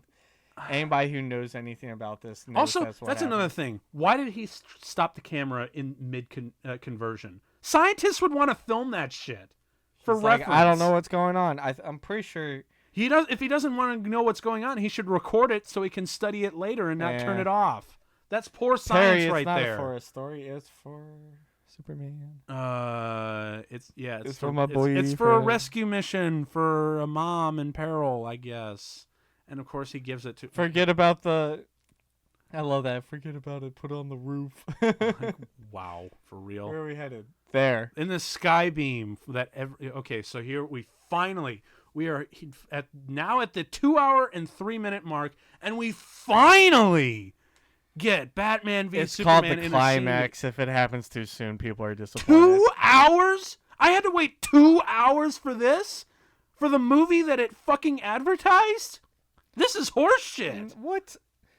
Did you feel the same way about the Civil War airport scene where it happened? It was right smack like 60% of the thing. No, it was it was about a 15, 18-minute sequence right smack in the middle of it. He starts off going, "I need your help," and Batman's like, "I don't care, I'm killing you." And so that's when he's like, "You don't understand." Oh, look, see, I don't mind Henry Cavill's dialogue. I really don't like his delivery. Like he should be a little bit more desperate. He's like, "I don't want to hurt you." That's true. Like he's like, "I don't want to hurt you, Batman." But my mother is in danger. He should outright. And seriously, Batman, I don't care if those are armor-piercing rounds. You're kidding, right? I don't care if it's 50 caliber armor-piercing NATO rounds. That's not going to do anything to Superman. That's going to slightly annoy him. I think the whole point is he's slowing him down. Although the best part of the extended cut is when he's punching him. He's like punch, punch, punch, punch, and then he slowly gets stronger again. It's like what? Oh crap! Seriously, he should be like, "I don't want to hurt you, please." He should sound a little bit more desperate. Just picks him up like but no, he has to come off because again, it's got to be all macho and shit, and that's just fucking stupid. Like, because again, this looks amazing. If this were a fan film, like just this scene, it was a fan film, I'd be like, this is actually kind of cool. I'll go with this. I'll check this out. Or if it was like that, the Deadpool concept, the concept trailer that Ryan Reynolds put out. Well, I mean, that did wind up being in the movie anyway. Well, I know. I'm just saying. But at least that movie is like just the prologue of the movie, so it's kind of its own little scene. Yeah. But this is the 2.5. This is the 2 hour mark of the movie, and we're just getting this. We're finally getting it. Just none of it. He's feels like, right. "Oh, smoke grenade, how cute." Yeah, right. Also, I love that. That's so cool. No, you know what Superman would have done? Why blow it away? Blow it away. Yeah, but instead we're reduced to speed and punching. Superman has like a very long list of superpowers, and there's got to be a more creative way for him to use them and combine them against a clever foe. Oh shit, he got him. Yep. So Superman's been hit by kryptonite, and also, why is he breathing it in? Because it's smoke. Yeah, I know, but he looks he looks like he's vaping it straight in. Well, okay, like he's like, "Oh yeah, I love this kryptonite." Like he's coughing. I'm pretty sure he's gasping for air. Oh, this is actually a pretty cool moment. I don't even think that I don't know. I just don't like the little line beats in between. Like it's just more philosophy talk, and we're sick of it at this point. You are. I'm not. I totally love it. am. I'm totally sick of the philosophy talk at this point. Like it's been 2 hours. Just make a character, like a one-liner or something, just anything. But because you could have made this movie an outright comedy, and I still would have had the same reaction. Just complaining for different reasons of, but you get anyway. Again, the fight here is actually kind of cool. On its own, Batman's just beating the fuck out of him. I'm just waiting for the bit to happen. That's all. That's why I'm quiet. Oh, really? Yeah, and also I'm getting prepared for the Martha bit. The Martha bit. I feel like we just need to be like, it's okay, just move on past it, not even talk about it. No. And of course, Superman's catching his second win because it's really memeable. That's really all it is. It totally is. That's all it was, a meme. Yep. Now that Superman's like really pissed off, he's gonna go in. Batman's like, oh fuck, gotta get more kryptonite. No, and he's charging. He's charging for it. Blam. He's still weak. Here it is. Yeah, this Punch. boom, Punch. just punch. Yeah. Punch. This is literally a slap fight now, a superhero slap. I fight. love that he's like, fuck me. You know, that's actually one of the most. He's like, wait, hold on, I gotta reload. That's actually one of the most un-Batman things I've ever seen. What? Batman always knows what's up. He would never be like, oh shit, I didn't plan for this. Batman's been doing nothing but planning for this entire thing. I think that was a little try at comedy because I know I laughed. I was like, I was not laughing. I'm like, you're not a laughing person. I am a laughing person. I have a very versatile laugh. Also, right here where he's fumbling to get the grenade in, he just got pushed through a couple floors. If that's what you're about to talk about. No, I'm about to say Superman should have dodged that right there. Yeah, he should have known. He should have dodged that right there and then. And then of course, you know, because it's visually interesting, Batman's face mask has to be broken. Although I really do like the LED highlights. I think the biggest thing that they always miss for like Batman's this battle's got everything, even the kitchen sink. Anyway, the thing that I always think every Batman costume lacks is they always try to do the actual eyes. They just need to do the wide eyes. Do what they did in Deadpool. Do what they did in Spider-Man. Well, Batman is harder to do because it's kind of hard to take the white eyes make it intimidating.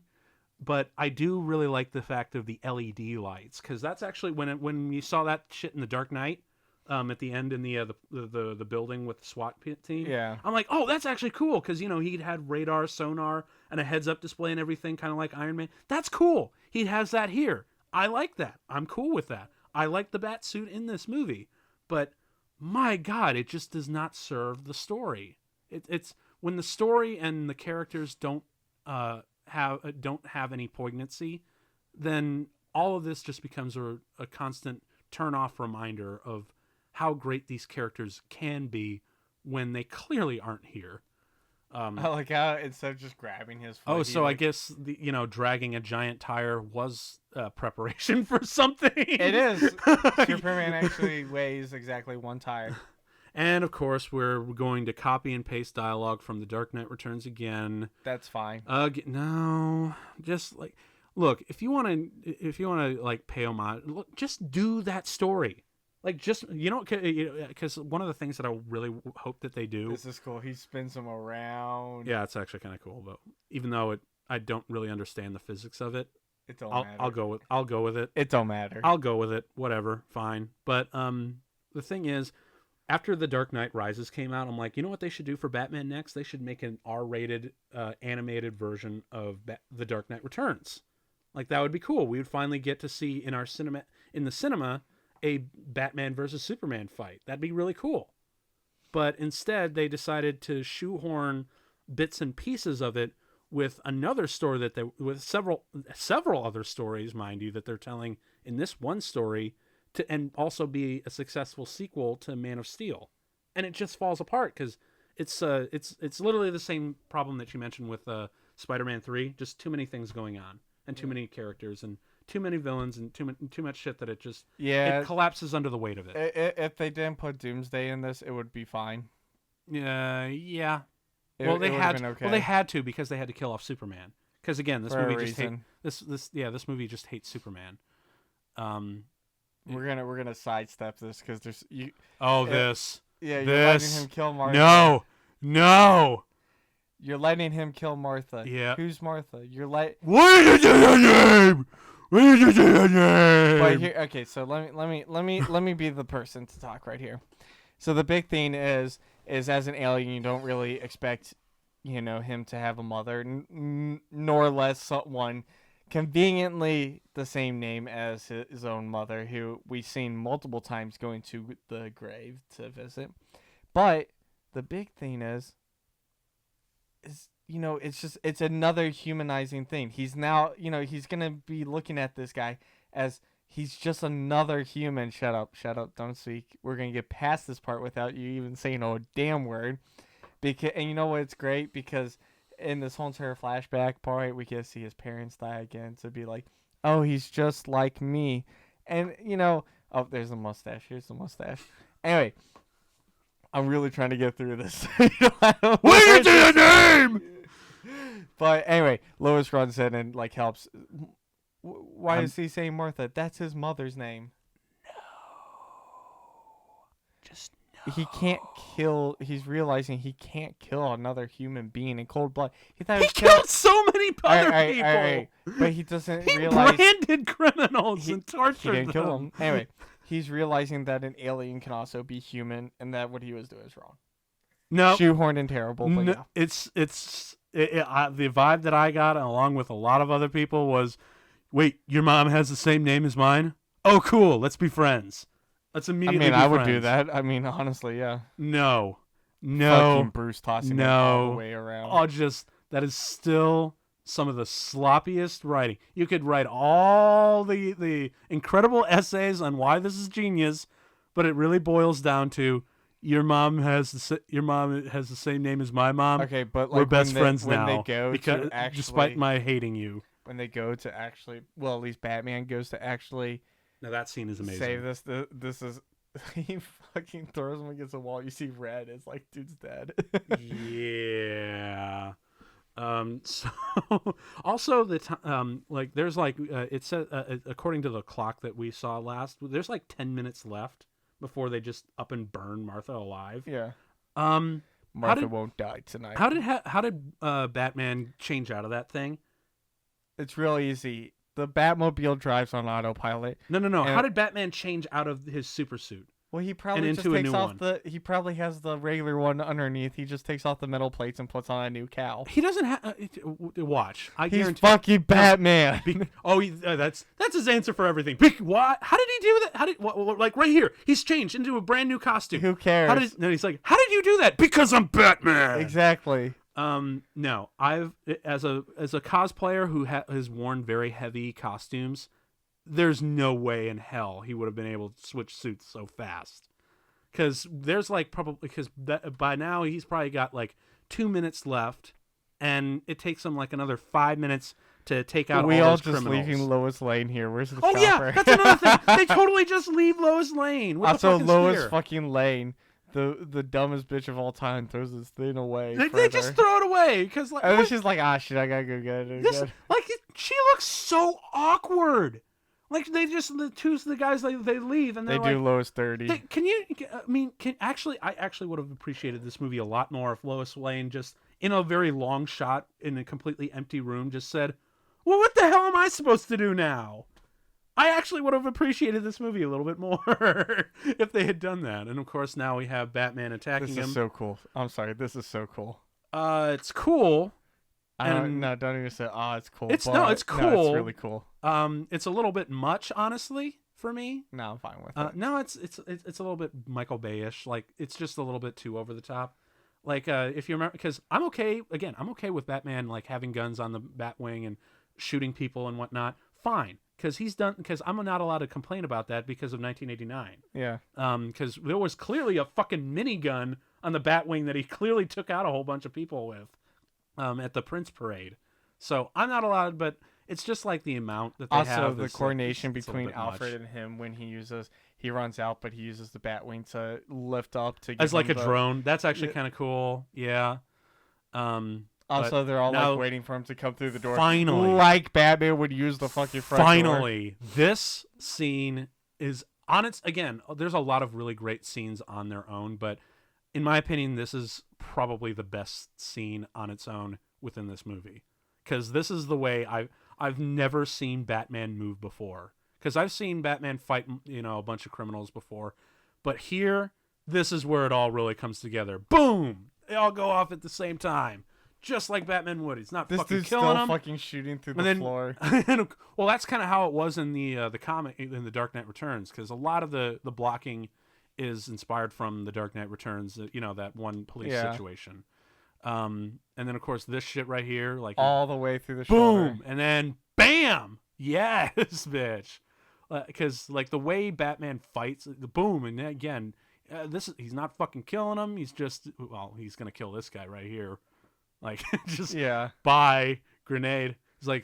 He's like, I bet Batman's reasoning is like, fuck you, you were gonna put a grenade on me, so you died by your own grenade. Here's the thing, I didn't kill you. People always talk about how Batman shouldn't kill or doesn't kill. Yeah. I don't think there's a realistic way in a movie verse or anything where he can't accidentally. That's nuts. I don't. Yeah, he's dead. That dude's dead. Also, how physics wise, how does that work? Batman's just a dude.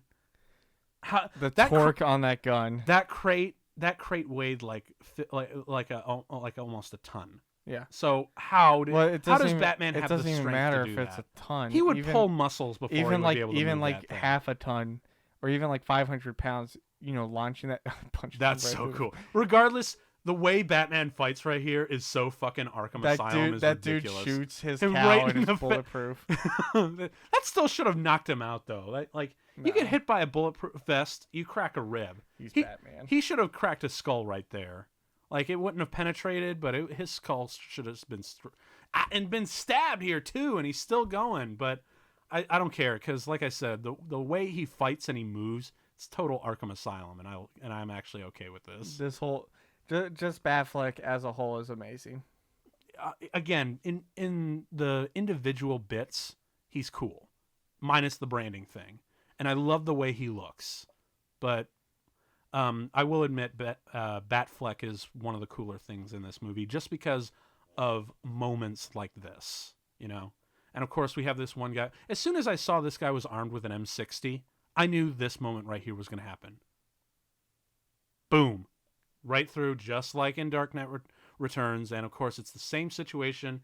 And we all know the line that he's going to say, "Don't do it. Believe me, I'll do drop it. I'll do it. Believe me, I'll do it. I believe you." We see this coming. Like, come on. Yeah, it's fine. It would be fine if this was a direct adaptation of The Dark Knight Returns. Because now it just feels lazy and copying. It really feels like he just copied and pasted transcripts of The Dark Knight Returns into his script. A friend of your son's. It's because of the cape. I figured the cape. I love it. No, that's a funny moment. Let her have it. Let us have it. No. Here's Sorry, this movie's just this movie's had so many vandalistic has done so many. It has vandalized so much of the character and the story, and hasn't given us a good presentation that it doesn't earn that. I'm sorry, it doesn't. Now we have Lex Luthor. Time's up, and Superman breaks in right on cue. Late, says the rabbit. Yep. Nope. And of course, Lex Luthor's Ninja Turtle. That doesn't even look like Doomsday. It looks like a cave troll crossed with It's not Doomsday. They clearly said that. There's a part where they're they literally name drop Doomsday. It's like your Doomsday. Well, yeah, he's your Doomsday because they talk about genetic mutation in the thing. Yeah, but this isn't the Doomsday. This is a Doomsday. There's different Doomsday. Doomsday is Doomsday. Nah. I don't care if he comes from General Zod or the planet where that mad scientist killed a bunch of babies to make a super Exactly. being. I don't care. The point is, Doomsday is Doomsday here. You go onto the Wikipedia page and look up Doomsday and film adaptations. This version of Doomsday is there. You can't refute it. So, The devil will do it. Yeah, if man won't kill God, then shut up, Luthor. I love it. I like it. Nope. And by the way, people in the comments, if you're actually still listening to us bullshit, put it in the comments of who do you think is right. Please say me. I'm definitely and that's not just for my going to ego. have anybody on my side. Well, at least you're able to accept defeat. We'll have to watch a movie like Avatar where there's a lot of things, something that you really like that is just terrible. I'd be willing, because that's we're talking about James Cameron and Avatar, right? Yeah. So we're not talking about the actual terrible one. No, not The Last Airbender. That movie does not exist. But seriously, this Doomsday here honestly looks like they took the 3D model of a cave troll from Lord of the Rings and spliced it with those god awful Michael Bay Ninja Turtles. Yeah. That's honestly what it looks like, and that's just really lazy design. And I know he gets the spikes later from the nuclear blast and whatnot, but I remember actually that it wasn't this shot, but it was the shot before he gets the spikes and everything. I like how Superman's like, oh my fucking god. Yeah, but the shot that where he comes down before he gets the spikes, they put that in the trailer, and that pissed a lot of people off. Yeah, that's true. If they were gonna put Doomsday in the trailer, they should have had him have the spikes, and not like this. Because like if this is your origin story for Doomsday, fine, I'll go with it.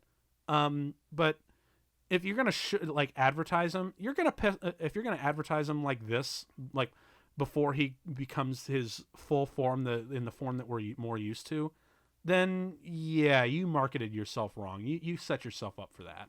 He's always like, there's another fucking big ass thing always punching me into the goddamn ground. I'm gonna punch it instead of try to use it. Why is Superman always just resort to punching? He's got his most powerful attack. Well, why doesn't he try to freeze him like in a block of ice and then try to take him out? He hasn't leveled up yet, so he doesn't have that power. Bullshit. He's leveled up. We've seen Superman save the day before, so Superman can do that, but instead it's all just brute force. I'm gonna skip ahead here a little bit. Yeah, what's up? And Justice League, when he comes back to life. Yeah. Spoilers there, ladies and gentlemen. There's no... Dude, that was not a spoiler. Anyway, when he comes back to life, I'm still really pissed that he did not have the super mullet or the beard. I was too. I just wanted it so bad. I didn't even care. I'm not actually... I'm actually with you there. When Superman comes back, he should have the mullet. Not gonna lie. But, it just should have been a thing. Did you actually remember when for Justice League they were so adamant about keeping Henry Cavill out of the limelight, and through the trailers, like, bitch, we know. No, we know. Henry Cavill even posted a picture of the S, and it was in a black suit, and it was like, yes, super mullet, please, and then it didn't happen. It didn't even happen. Damn it! We didn't even get the black suit. We just had a fucking mustache. All you had to do was grab a beard. No, we didn't even get the black suit, dude. I know. We just got shirtless Henry Cavill. That was dumb. That was really bad. Like, I love this. Wonder Woman's like, I'm getting out of Dodge. Can't Wonder Woman fly? And there's more news. More news. Also, have you ever been on a plane that actually has the news going like that? Yes. You've been on a plane like, because look, I've seen it where they'll have displays. It was on Southwest. Nope. It's just the fact that people are casually watching the news this often, and they find out like that. Like, why couldn't Wonder Woman hear all these explosions and shit going on, look out the window and suit up and go out there? All right, and fight? I'm sorry, but this is the coolest thing. I love it when he does that. That is so cool. An electromagnetic pulse? No, that is almost a nuclear blast coming from him. It's like a solar flare. I don't even know what it is, because to me it looked like it was supposed to be an EMP. There was electrical stuff going on, and the signal on the news network cut out. How best to describe But I'm just like, dude, there's got to be a more creative way for people to learn stuff than on the fucking news network. It's relied on so much in this movie that I can't stand the cliche anymore. So I'm pretty sure what he had there is actually, hang on. Whenever you punch Doomsday, there's like an energy charge. Mm-hmm. That actually is kind of cool. Like he absorbs the energy from the punches to become stronger. That's actually kind of cool. I love this. We're gonna shoot a nuke at him. Every decision by the government in Is any nuke film it. ever. Is always nuke it. Avengers, this, any movie, it's nuke it. Can we have smarter people in the Pentagon in movies, please? They're like, it's a threat we cannot beat with regular missiles and guns. What should we do? Nuke it. Why? Just it's always this dim-witted high school coach of a general that they always have in these movies, and it ticks me off. Like, have some smart decisions come from the Pentagon. Because to work in the Pentagon, you need years of professional training, both medical and military combined. He almost had him out of the atmosphere. There's got to be a better solution than just nuke the shit, nuke it. And also let's talk about the nuclear fallout that could have happened. But he was willing to die because he also was like, all right, this might work. We might just. And that's the one time I wish we had like a close up sort of like this, where because that to me is like that close up where we see Henry Cavill before the blast goes. It's more like a huh, but instead it should have been like a yes, I'm okay with sacrificing myself moment. Yeah, and there's so many things that are missed here, and so many misplaced items. Like he should have had that moment where it's like, oh shit, there's a nuke on our tail. I'm gonna turn, I'm gonna take it. I'm gonna take the bullet for everyone, and I'm okay with this. But no, the editing is so wrong. And look, here's an even weirder thing that's going on. Also, there's a convenient island in between the two cities where this battle's taking place. It's there, and it's conveniently derelict, by the way. Also, it's there purely because you guys out there were whiny babies about the fight in Metropolis killing clearly too many people. Oh yeah, no, that's literally the reason. That's literally the reason. Instead of having it in any of the cities with Doomsday, we're gonna have it on a derelict, abandoned island in between the two cities. And finally, we get the spikes. Like, actually, can you imagine if this shot was in the trailer? I think people would have been a little bit more pumped up. You know, instead of him sliding down or whatever. This is badass. I love this. Takes all the energy and then explodes. Yeah, I still. That's cool. I've never seen that done in the comics though. What is that? Is that an EMP? I'm pretty sure that's a solar flare. So all right. New 52 near the end of the Superman run. Yeah. Superman gets this new power. It's called solar flare, which is basically like his laser beam, except he can kind of explode in a radius around him. Oh. But the thing is, once he does that, he loses like a lot of power after. Like he has to regenerate a little bit. Oh, sort of like this moment here. Yeah. So he does that, and what eventually happens for him is it's the thing that kills him. It's just like he has too much power, it goes, and that's what kills him. But that's what I'm pretty sure it is. Okay. So I like it because it's just cool aesthetically. It's cool. Yeah, I guess. Also, let's talk about how he doesn't have laser vision. He has like fucking laser head. His whole head it's like the Guardian from Thor. That's another thing that kind of frustrates me with the visual effects and the design is anytime you see Superman or even Doomsday use like heat vision, it looks exactly like Cyclops from the X-Men. Oh, I was thinking it looks like the Guardian from Thor. You know, the thing that comes to chase him down in the city. It's got like a laser head. Or maybe I'm thinking of X-Men or whatever. No, I'm because I just see Cyclops from the X-Men. Like they just clearly said, "How did you guys do X-Men Cyclops effect?" And the visual effects studio said, "All right, we're going to just do that." Instead of doing, something that looked a little bit different, like if you've seen in some of the comics, Bat Friend, that is not working out. It's like an actual like individual laser beam per eye, and not just one giant thing. So it's almost like the power levels have been turned up to 11, but there's like no bullet on the inside of the casing. Also, I kind of like this where it's like he probably should have died, but because of the radiation of the sun, he heals a lot quicker. Yeah, that's cool. Although Superman's costume is so freaking bright, so freaking lacking color. I think it's fine. Have you seen the Man of Steel color correction? Where it's I think I have. The first time he flies, someone just pumped up the color, and automatically Superman's cape and costume popped so much better. Yeah, I've seen it. Yeah, that's the one thing I'm not a fan of in this cinematography. Okay. This shot was in the trailer. Yeah, it was. So, and I guess I love that. I guess the spikes were there, huh? Wow, we were still He goes, pretty "Oh, pissed shit." off. And then, you know, Wonder Woman's theme. That's my favorite fucking part. When this happened, it was like, oh shit. I will admit her entrance is pretty cool. Her entrance is the thing that got me out of my seats and made me love this movie. Let's make it real. And then that, oh my god. That was okay. Her entrance was really cool, but I just really wish it wasn't in this piece of shit movie.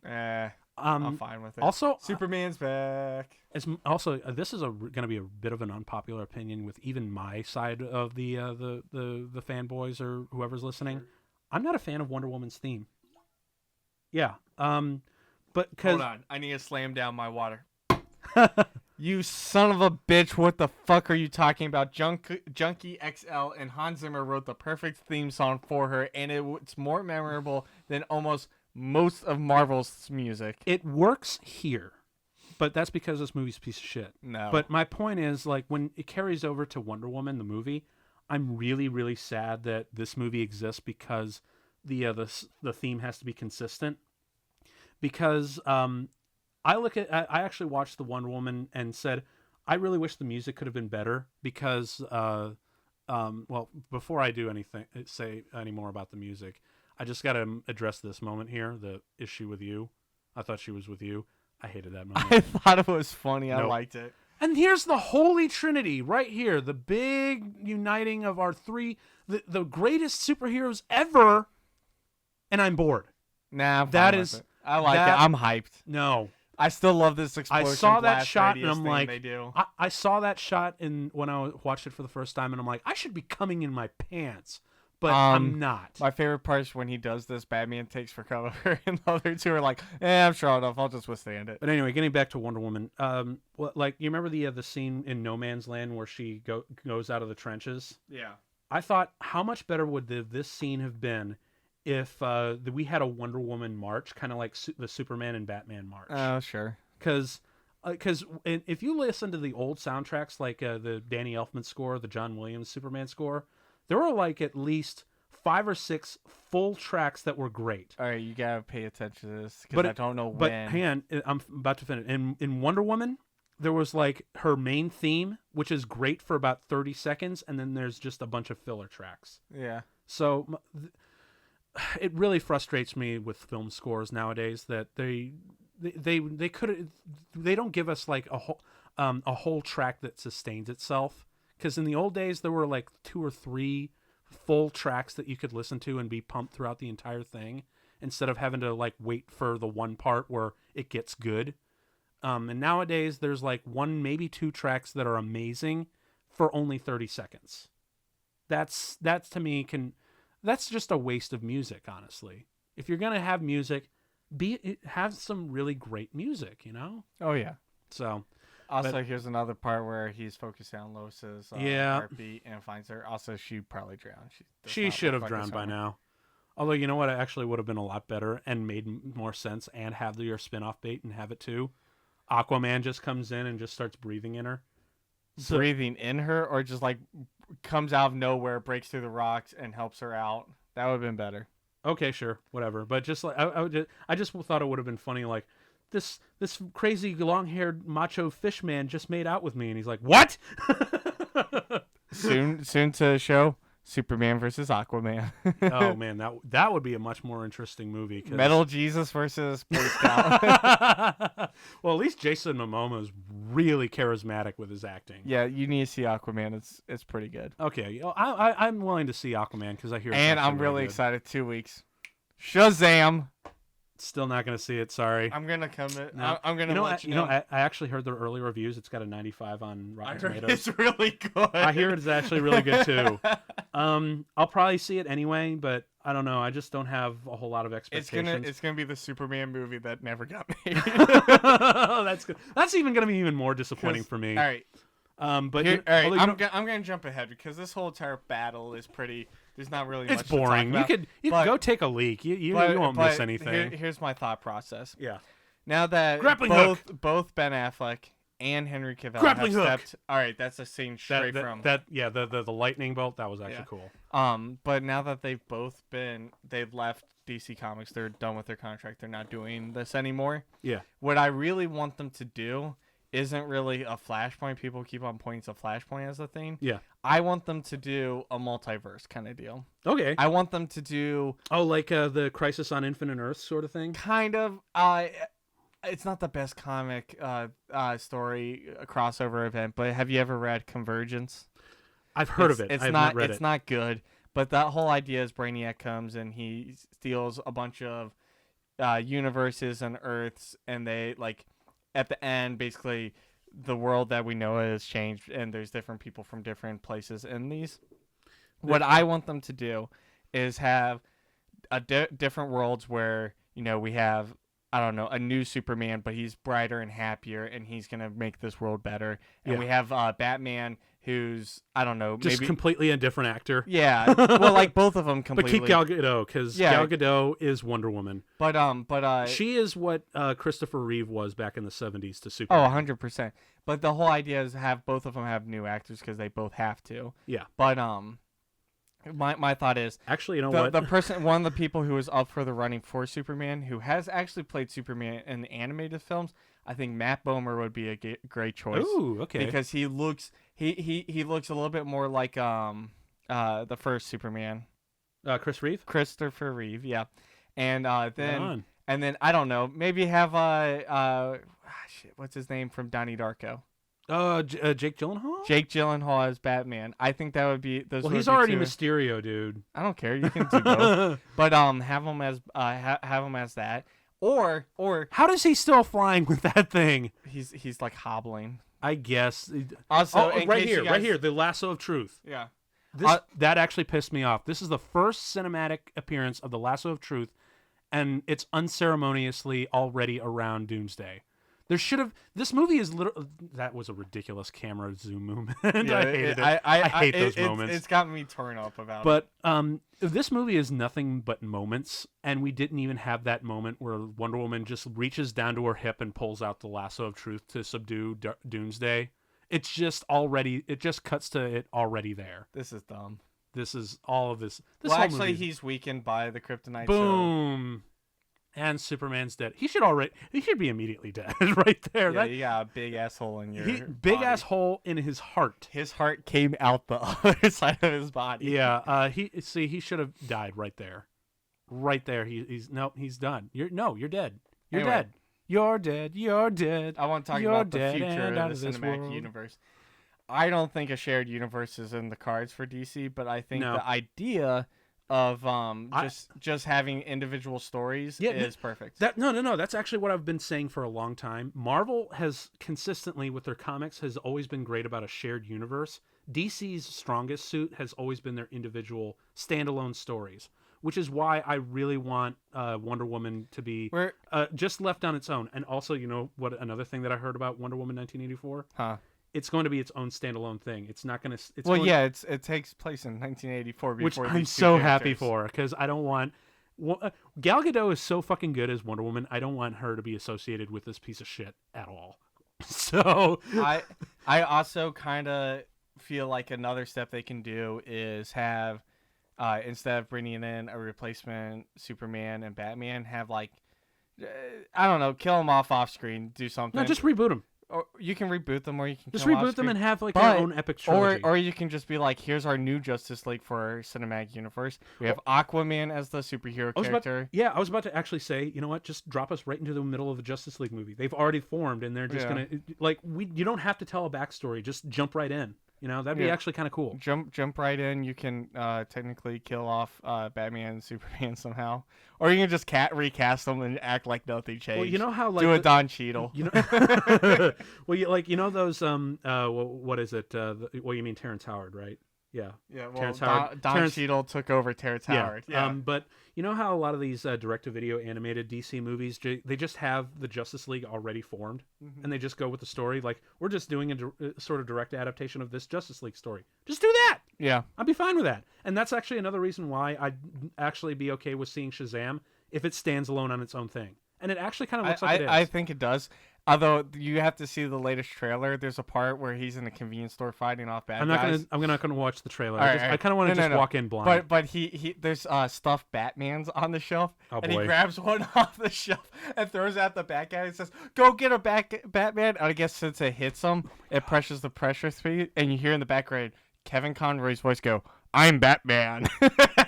You're kidding. That was Kevin Conroy. I want to say it's Kevin Conroy. Oh my god, if it is, then I'm okay. Yeah, you got me. But literally, he throws a Batman. All right, this is literally Renaissance painting right here. That's all it is. The shot is beautiful. Even with the Jesus-like crosses. Yeah. I was about to say, like the shot composition and the cinematography for the most part is really cool to look at. But oh my god, they're just throwing too much. They've got Superman Apocalypse. They've got Batman vs. Superman, The Dark Knight Returns, sequel to Man of Steel, and The Death of Superman all rolled into one. Like, more is not better. Less is more, people. That's something that filmmakers need to really understand is less is more. Hey, look, Steppenwolf. And I believe this scene was exclusively for the Blu-ray. Yeah, it wasn't the extended in there. cut. It wasn't in the... So they literally put that scene in there literally to boost sales. Yeah. That's pathetic. I bought the film. That's... You sorry person. Ew, what are you sitting in? Look, Is that cranberries? He's gone crazy. Is that cranberries? He's nuts. I think that's cranberries. I love and of Lex course, Luthor. oh, look, he's getting his head shaved to look like Lex Luthor. I'm okay with it. You know, when I first saw the photograph of him like this, I'm like, oh, maybe he can be a cool Lex Luthor. I think he still can. No. Because of his characterization, you've lost me.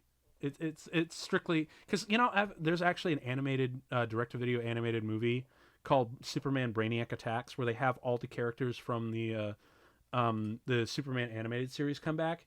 The way they watch the way they would treat Lex Luthor, like watch a Lex Luthor centric episode of Superman the animated series, and then watch Superman Brainiac Attacks, and you'll see that the way that they portrayed Lex Luthor is radically different. Oh yeah. I got to show you a clip of that when this is over because I'm actually convinced now that the portrayal of Lex Luthor in Superman Brainiac Attacks is the direct inspiration for this portrayal of Lex Luthor. And of course we have these artsy frame. Why is everywhere empty? Like they're all at the funeral. Okay, I guess, but Kennedy did. Are they trying to connect? Like Superman was like JFK or something? No, I think it's a notable piece of article that they did actually mention that earlier. Like America died with MLK, Robert, and John, right? They mentioned that like America died with Martin Luther. I guess. So like, I mean to the point to an extent they're right. Man, everybody brought a casserole. Well, it's Kansas. There's it's too many the Midwest. fucking casseroles. I still kind of, despite the fact that I really don't like these two movies, Man of Steel and Batman v Superman, I still think it's kind of cool that I live kind of like right around the corner from the location that they shot Kent Farm. Yeah, it's pretty cool. But here's something that's really weird.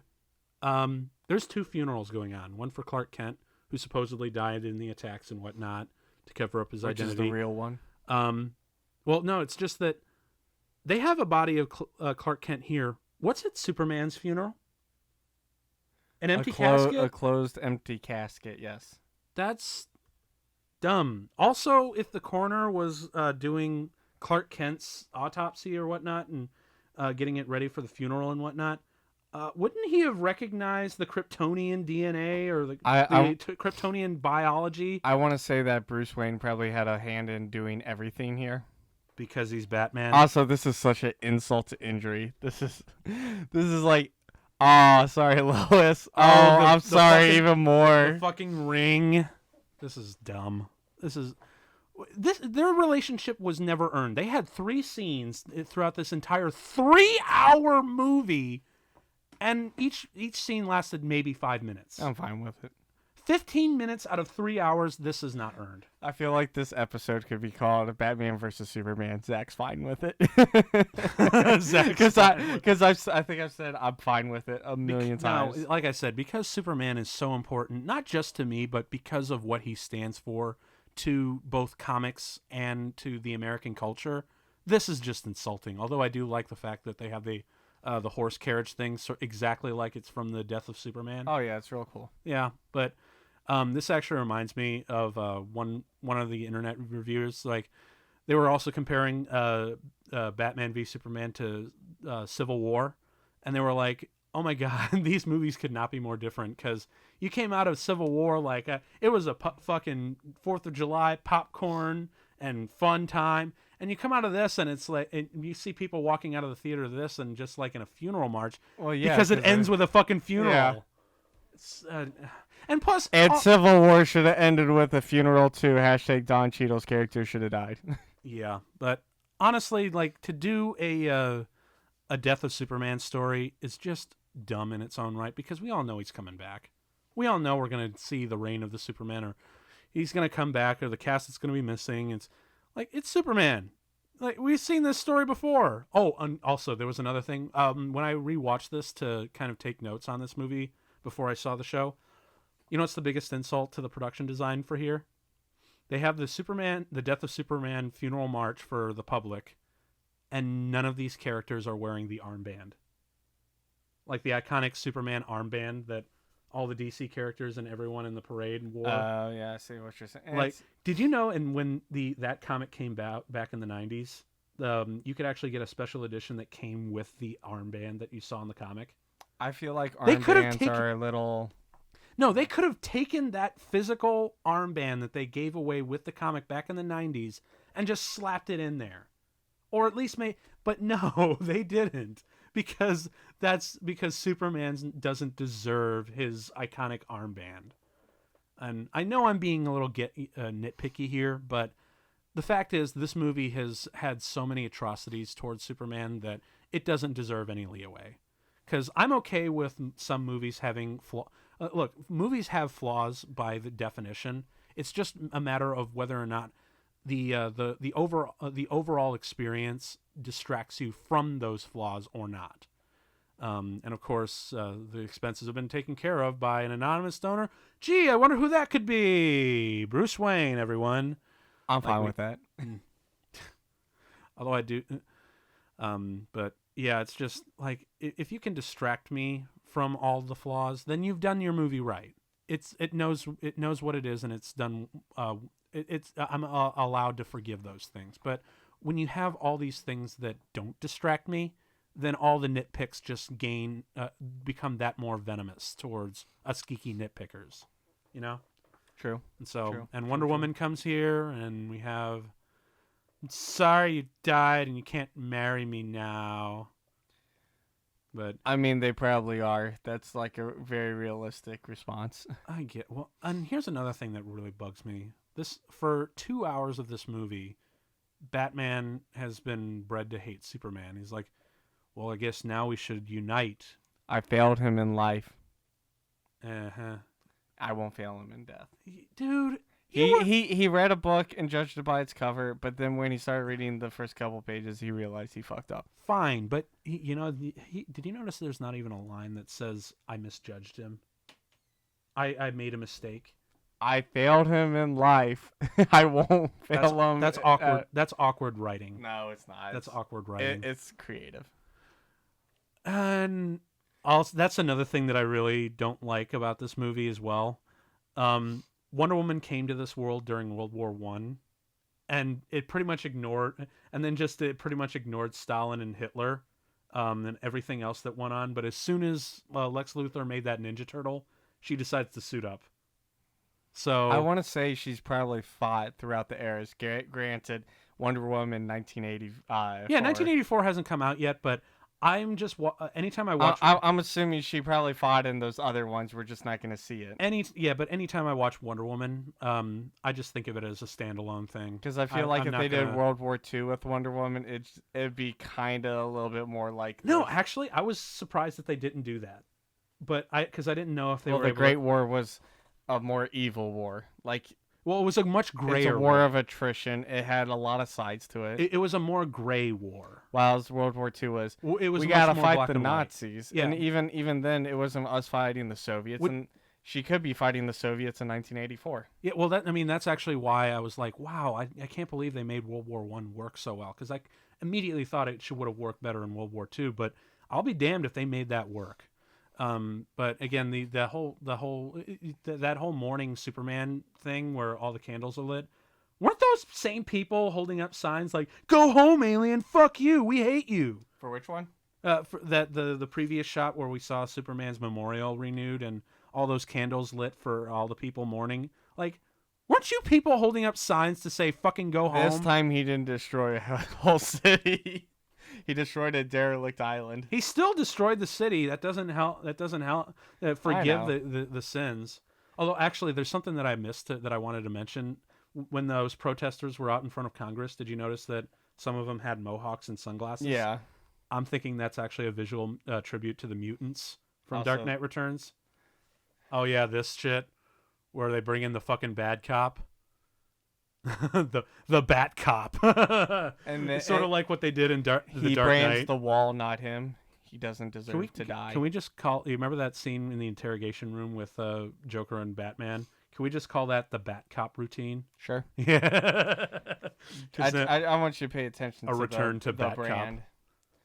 Oh, what is with this? I still don't understand the branding. The branding was branding people to die in prison, so he didn't. That still doesn't make sense. It doesn't, but he also chooses then not to brand Lex Luthor because he doesn't deserve to die. He deserves the waste away in prison. This Lex Luthor Jr. does deserve to die, so we can see a pimp version of Lex Luthor played by Bryan Cranston. Thank you very much. I want to see an intelligent, cold, calculating, genius, scheming. He is cold. Lex Luthor. Look at him. He doesn't have a jacket on, and it's assuming everybody had a jacket on. A cold person doesn't say anything. A cold person does not say. I'm pretty sure Lex Luthor says a lot. He's cold a very chatty person. Cold is unfeeling even towards oneself. He is self-absorbed. A cold personality is not towards that. Boba Fett is unfeeling because he has no feeling. I feel like he had feeling in episode 2 when he held his dad's head in a bucket. That's just an example. My point is, like, a cold character does not, do these little things. Although that's actually kind of a cool visual. I'm not gonna lie. And of course, Batman vanishing. It's actually interesting. We are at the 2 hour and 53 minute mark, and he's hungry and he's found it. No, we actually he's coming. No, dark side. No, we actually saw the different. I'm pretty sure he actually is referring to Steppenwolf. He most likely is, but I mean Steppenwolf just leads the front charge for Darkseid. He's one of his generals. Yeah, I just if you're gonna tease Darkseid, just do it. And what is with the ding ding ding thing? Although how it should have ended did a really funny thing where they did, "What does the Lex say?" I want to point out that this picture is flipped upside down after the first time we've seen it. Mm-hmm. Because the devils coming from above are no longer Superman. It is, and of course they look exactly like parademons. Exactly, because they came in olden times, and that's what the person painted. Yeah, blah, blah, blah, blah, blah, blah. I'm sorry. When you have this many mistakes, it's just really hard for me to. The nitpicks just become all the more prevalent when the overarch doesn't work at all. So, and of course she's wearing the ring because obviously that's a yes. And this shit, Yeah, I wish they didn't have the dirt rising like we knew it was gonna happen, but at least leave it to no, sweat a little. No, honestly, you know what? What really bugged me was the fact that they have the music start to rise as if to tell the audience, say that hey, it's gonna be all right. No, if you just show the slight rise right here, and because the music's rising and rising, and we gotta focus the camera first. If they had just used if they had just taken away the music and just played it down for silence, and then had just that 2 frames of the dirt rising and then cut, and then put in the music, that would have worked better. But no, we had to tell our stupid audience and not give our audience intelligence to say, no, something's going to happen. Something's going to happen. Something happened and it's gone. Understand your audience, because that's not treating your audience with intelligence. That's something that Michael Bay does frequently, that he constantly has to use cinematic language to tell you what to feel instead of just showing the moment and let the audience feel for what it is, you know? Yeah. So, and it is finally over. I still enjoyed it. Nope. Because, you know, I actually, the first time I watched this, I did watch the theatrical cut. Because I think it was still, I think I saw it 2 weeks while it was still in theaters. And yeah, longer or shorter, this movie's a turd muffin. So, and because like I said, the biggest crime for me is that this movie just does not understand Superman. It's as if this movie gave up on Superman's character halfway through production and said, or halfway through the overarching story that they wanted to tell in the long run when they wrote Man of Steel, and say, fuck it, we don't want Superman in these movies, so we're gonna hate on him, kill him off, and let Batman be the star. I mean, he typically makes some more money. This whole movie, the whole entire franchise is really just Warner Brothers getting in, like I've said a million times, and taking something that is pretty good and then just trying to get their hands on more money and making executive decisions that don't work with the film. Yeah. That's all I have. I'll say this, though. This is not the worst movie I've ever seen. It's not the worst comic book movie I've ever seen. But it's certainly the comic book movie that has made me the most angry and insulted. You know? Because, like I said, the amount of things that they just don't get. Because I understand, like, if you go back in the 90s and you watch a much worse movie called Steel with Shaquille O'Neal, like, look, that movie is far worse than this movie. Oh. I'll give it that. But granted, that was in a time, that was the 90s, where the people, believe it or not, back in the day when they wrote the comic book movies, they never read the comics. That's true. They just thought it was kid stuff. They didn't think it was marketable. And it wasn't until, like, you know, the X-Men and Spider-Man movies of the early 2000s said, oh, wait, these movies can be marketable and they can be aesthetically good and pleasing and even award-worthy when it came around with The Dark Knight or Logan, you know? Yeah. So, so there are worse... I want to say this movie was on the cups of fun, action, popcorn thrillers, and going into movies that we actually take seriously and we judge critically, and it just didn't make the cut at that time. It went the route of trying to rush things too quickly, and then it spent too much time trying to do it, and it just didn't work. You know, I think there's... But I love it. No, you still love this movie.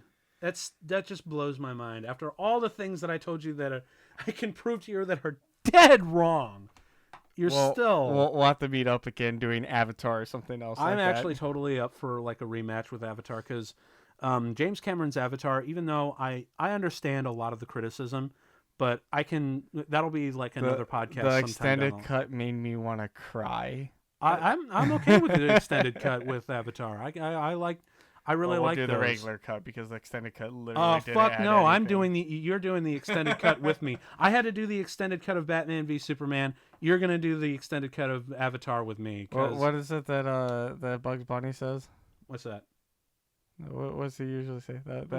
What's up, Doc? No, that's all for now, folks.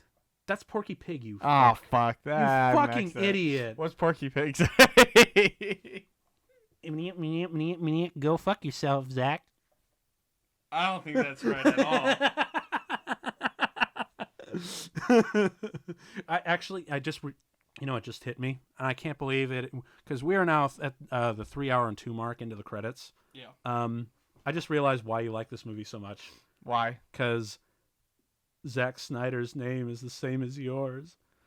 Zach, why did you say that name? Why did you say that name? Actually, the reason I like this movie a lot is because I that's why it's brilliant, people. No, you got to admit it. That's I mean, all Zacks have genius and it typically has no bounds. So I would say it's done pretty good.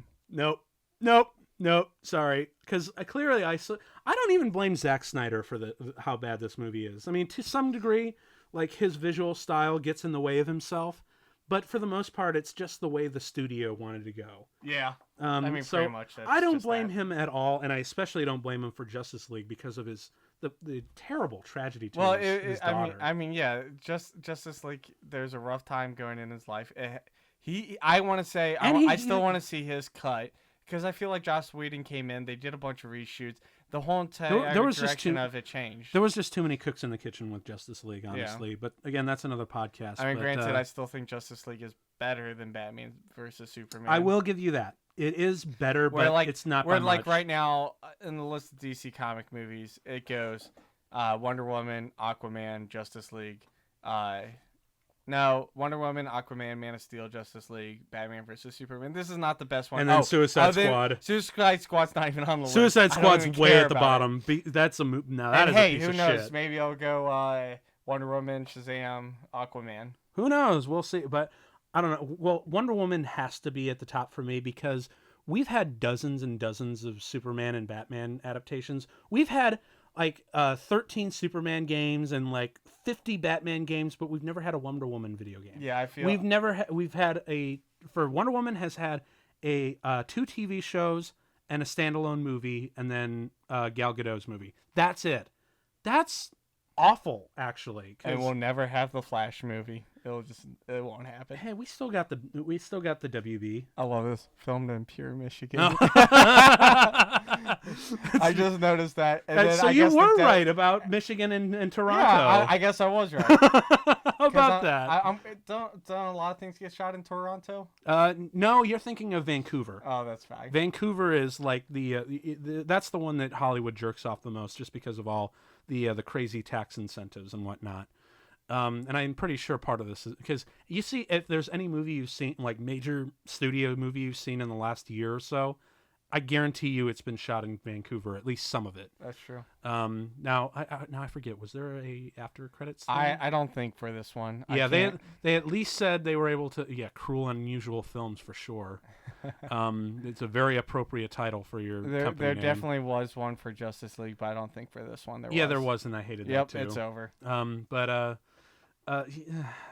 Because at least they were able to steer away from that Marvel cliche with the post-credit scenes. Like, they're at least saying, no, we're not going to do that. We want a different... At least they had that one good decision. I want to say Justice League is the only one I can remember having an after-credit scene. I don't think the other ones have.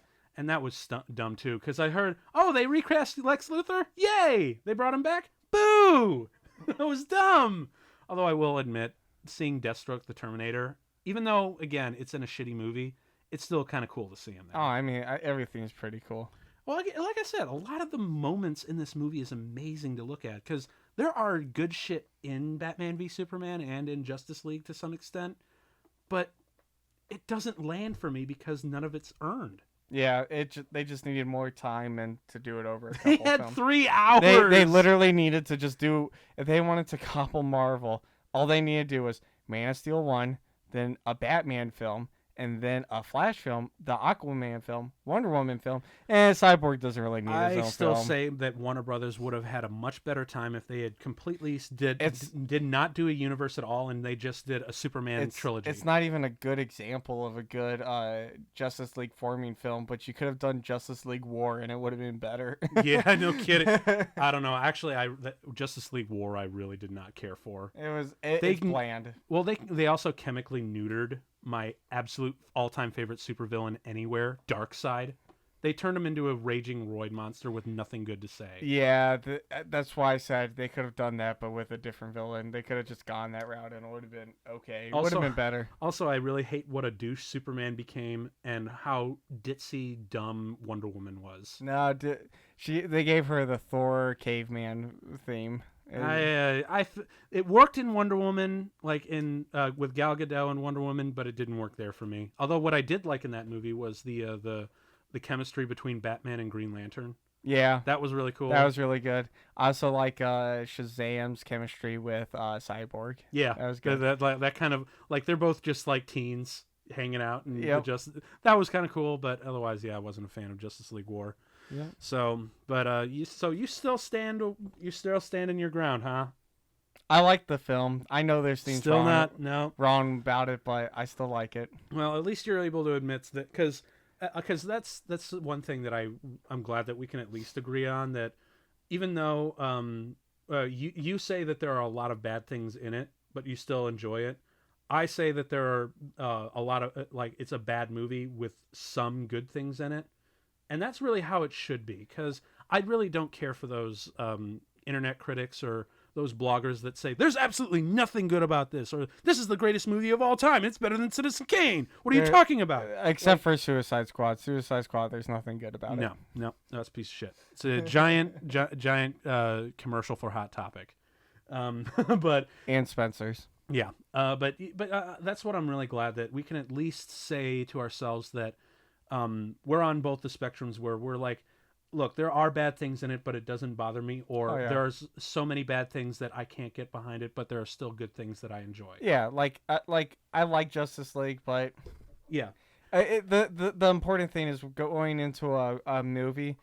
Don't read the reviews. Don't just go in, enjoy the movie, or don't. If you don't or you do, it doesn't matter. Just don't let someone else's opinion and don't affect yours. And don't be so like so absolute, like saying that it's the greatest thing you've ever seen and will defend it to your dying wish, to your grave, or say that it's the worst piece of shit that you've ever seen. Because I've seen some truly heinous movies out there. Rubber.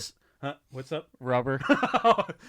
Rubber, I think, is just like the world's best troll movie. But no, nothing good. Well, I mean, I also have a appreciation for so bad it's good movies. But the point is, I've seen some really bad movies, like, like Pearl Harbor or The Last Airbender, or After Earth. So there are far worse movies out there, and sure, there's certainly like some underground ones that are far worse than anything that you could conceive of. No, are these the worst movies that you can see? No, there's always something worse. But just don't be so absolute in your decision, and don't flock. Because at the end of the day, there is no highbrow or lowbrow art. There's only art that speaks to you and art that doesn't. This art does not speak to me, and I find it kind of insulting because, again, Superman's important to me. This one doesn't necessarily speak to you, but you like it. So I feel like right? I feel like I need to rework out why this movie, I like it, like why it's important to me. Mm-hmm. I read comics when I was younger, and then I didn't buy them for many years, and then I started getting back into them around like 2015, late 2014. Right. And I was reading them, and like, so all these stories, all the stuff that I was reading, it was fresh in my memory. So like, it wasn't me. It wasn't like Tim, where he's read these things, he's known these things for years, and they're popping up, and he's excited about them. Yeah. For me, it's fresh stuff that it's just exciting to be getting this stuff, and it's exciting to be a fan of everything, Marvel and DC, and getting these things and being able to actually go and see this. That's why it's good. It was a good film to me because it was fresh in my memory. It came out, and I was just excited for it. And I'm gonna stay excited for the things I like. You know what? I actually can understand that mentality if this movie came out in the 90s. Yeah. Like, because back then we were starving. We got like maybe at least 1 to 2, 3 if we were really lucky every year for a superhero movie. And every 5 or every like 2 or 3 years, we actually got a decent one.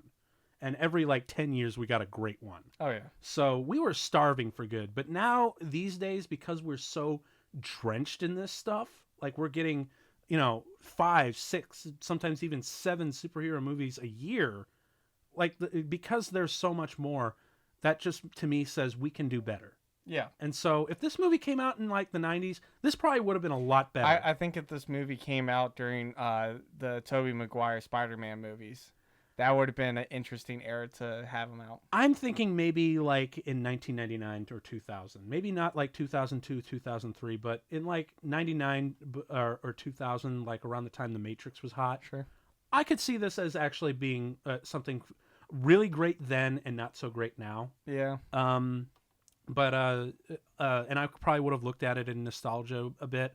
But the fact that it came out in 2016 at a time when we needed Superman, it just makes me angry. Yeah. So it's a disappointment. So, but yeah, I think that's it. So I think that's pretty much how we can end it. But we'll definitely have Zach back for Avatar, where I'm on the opposite end of the spectrum, where I like Avatar. I won't be as yelly. I'll just point out like this stupid ass shit. I'm passionate, so I yell at this movie. So I think this has been a really good episode, though. I hope to do more. Thanks for having me on. I hope to have more Versus episodes like this. So we'll be signing off, and we'll see you next month. We're actually going to take a bit of a hiatus in April, but we'll be back in May for May the 4th with Solo.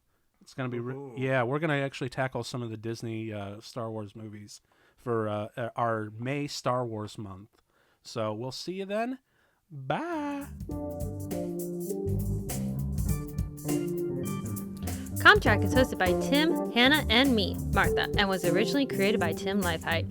If you have any questions or suggestions for a future show, leave us a comment or reach us at comtrack.podcast@gmail.com. Like and subscribe on our YouTube channel and follow us on our Facebook, Instagram, and Twitter page. This has been an episode of Comtrack where you'll never have to watch a movie alone again. Thank you and good night.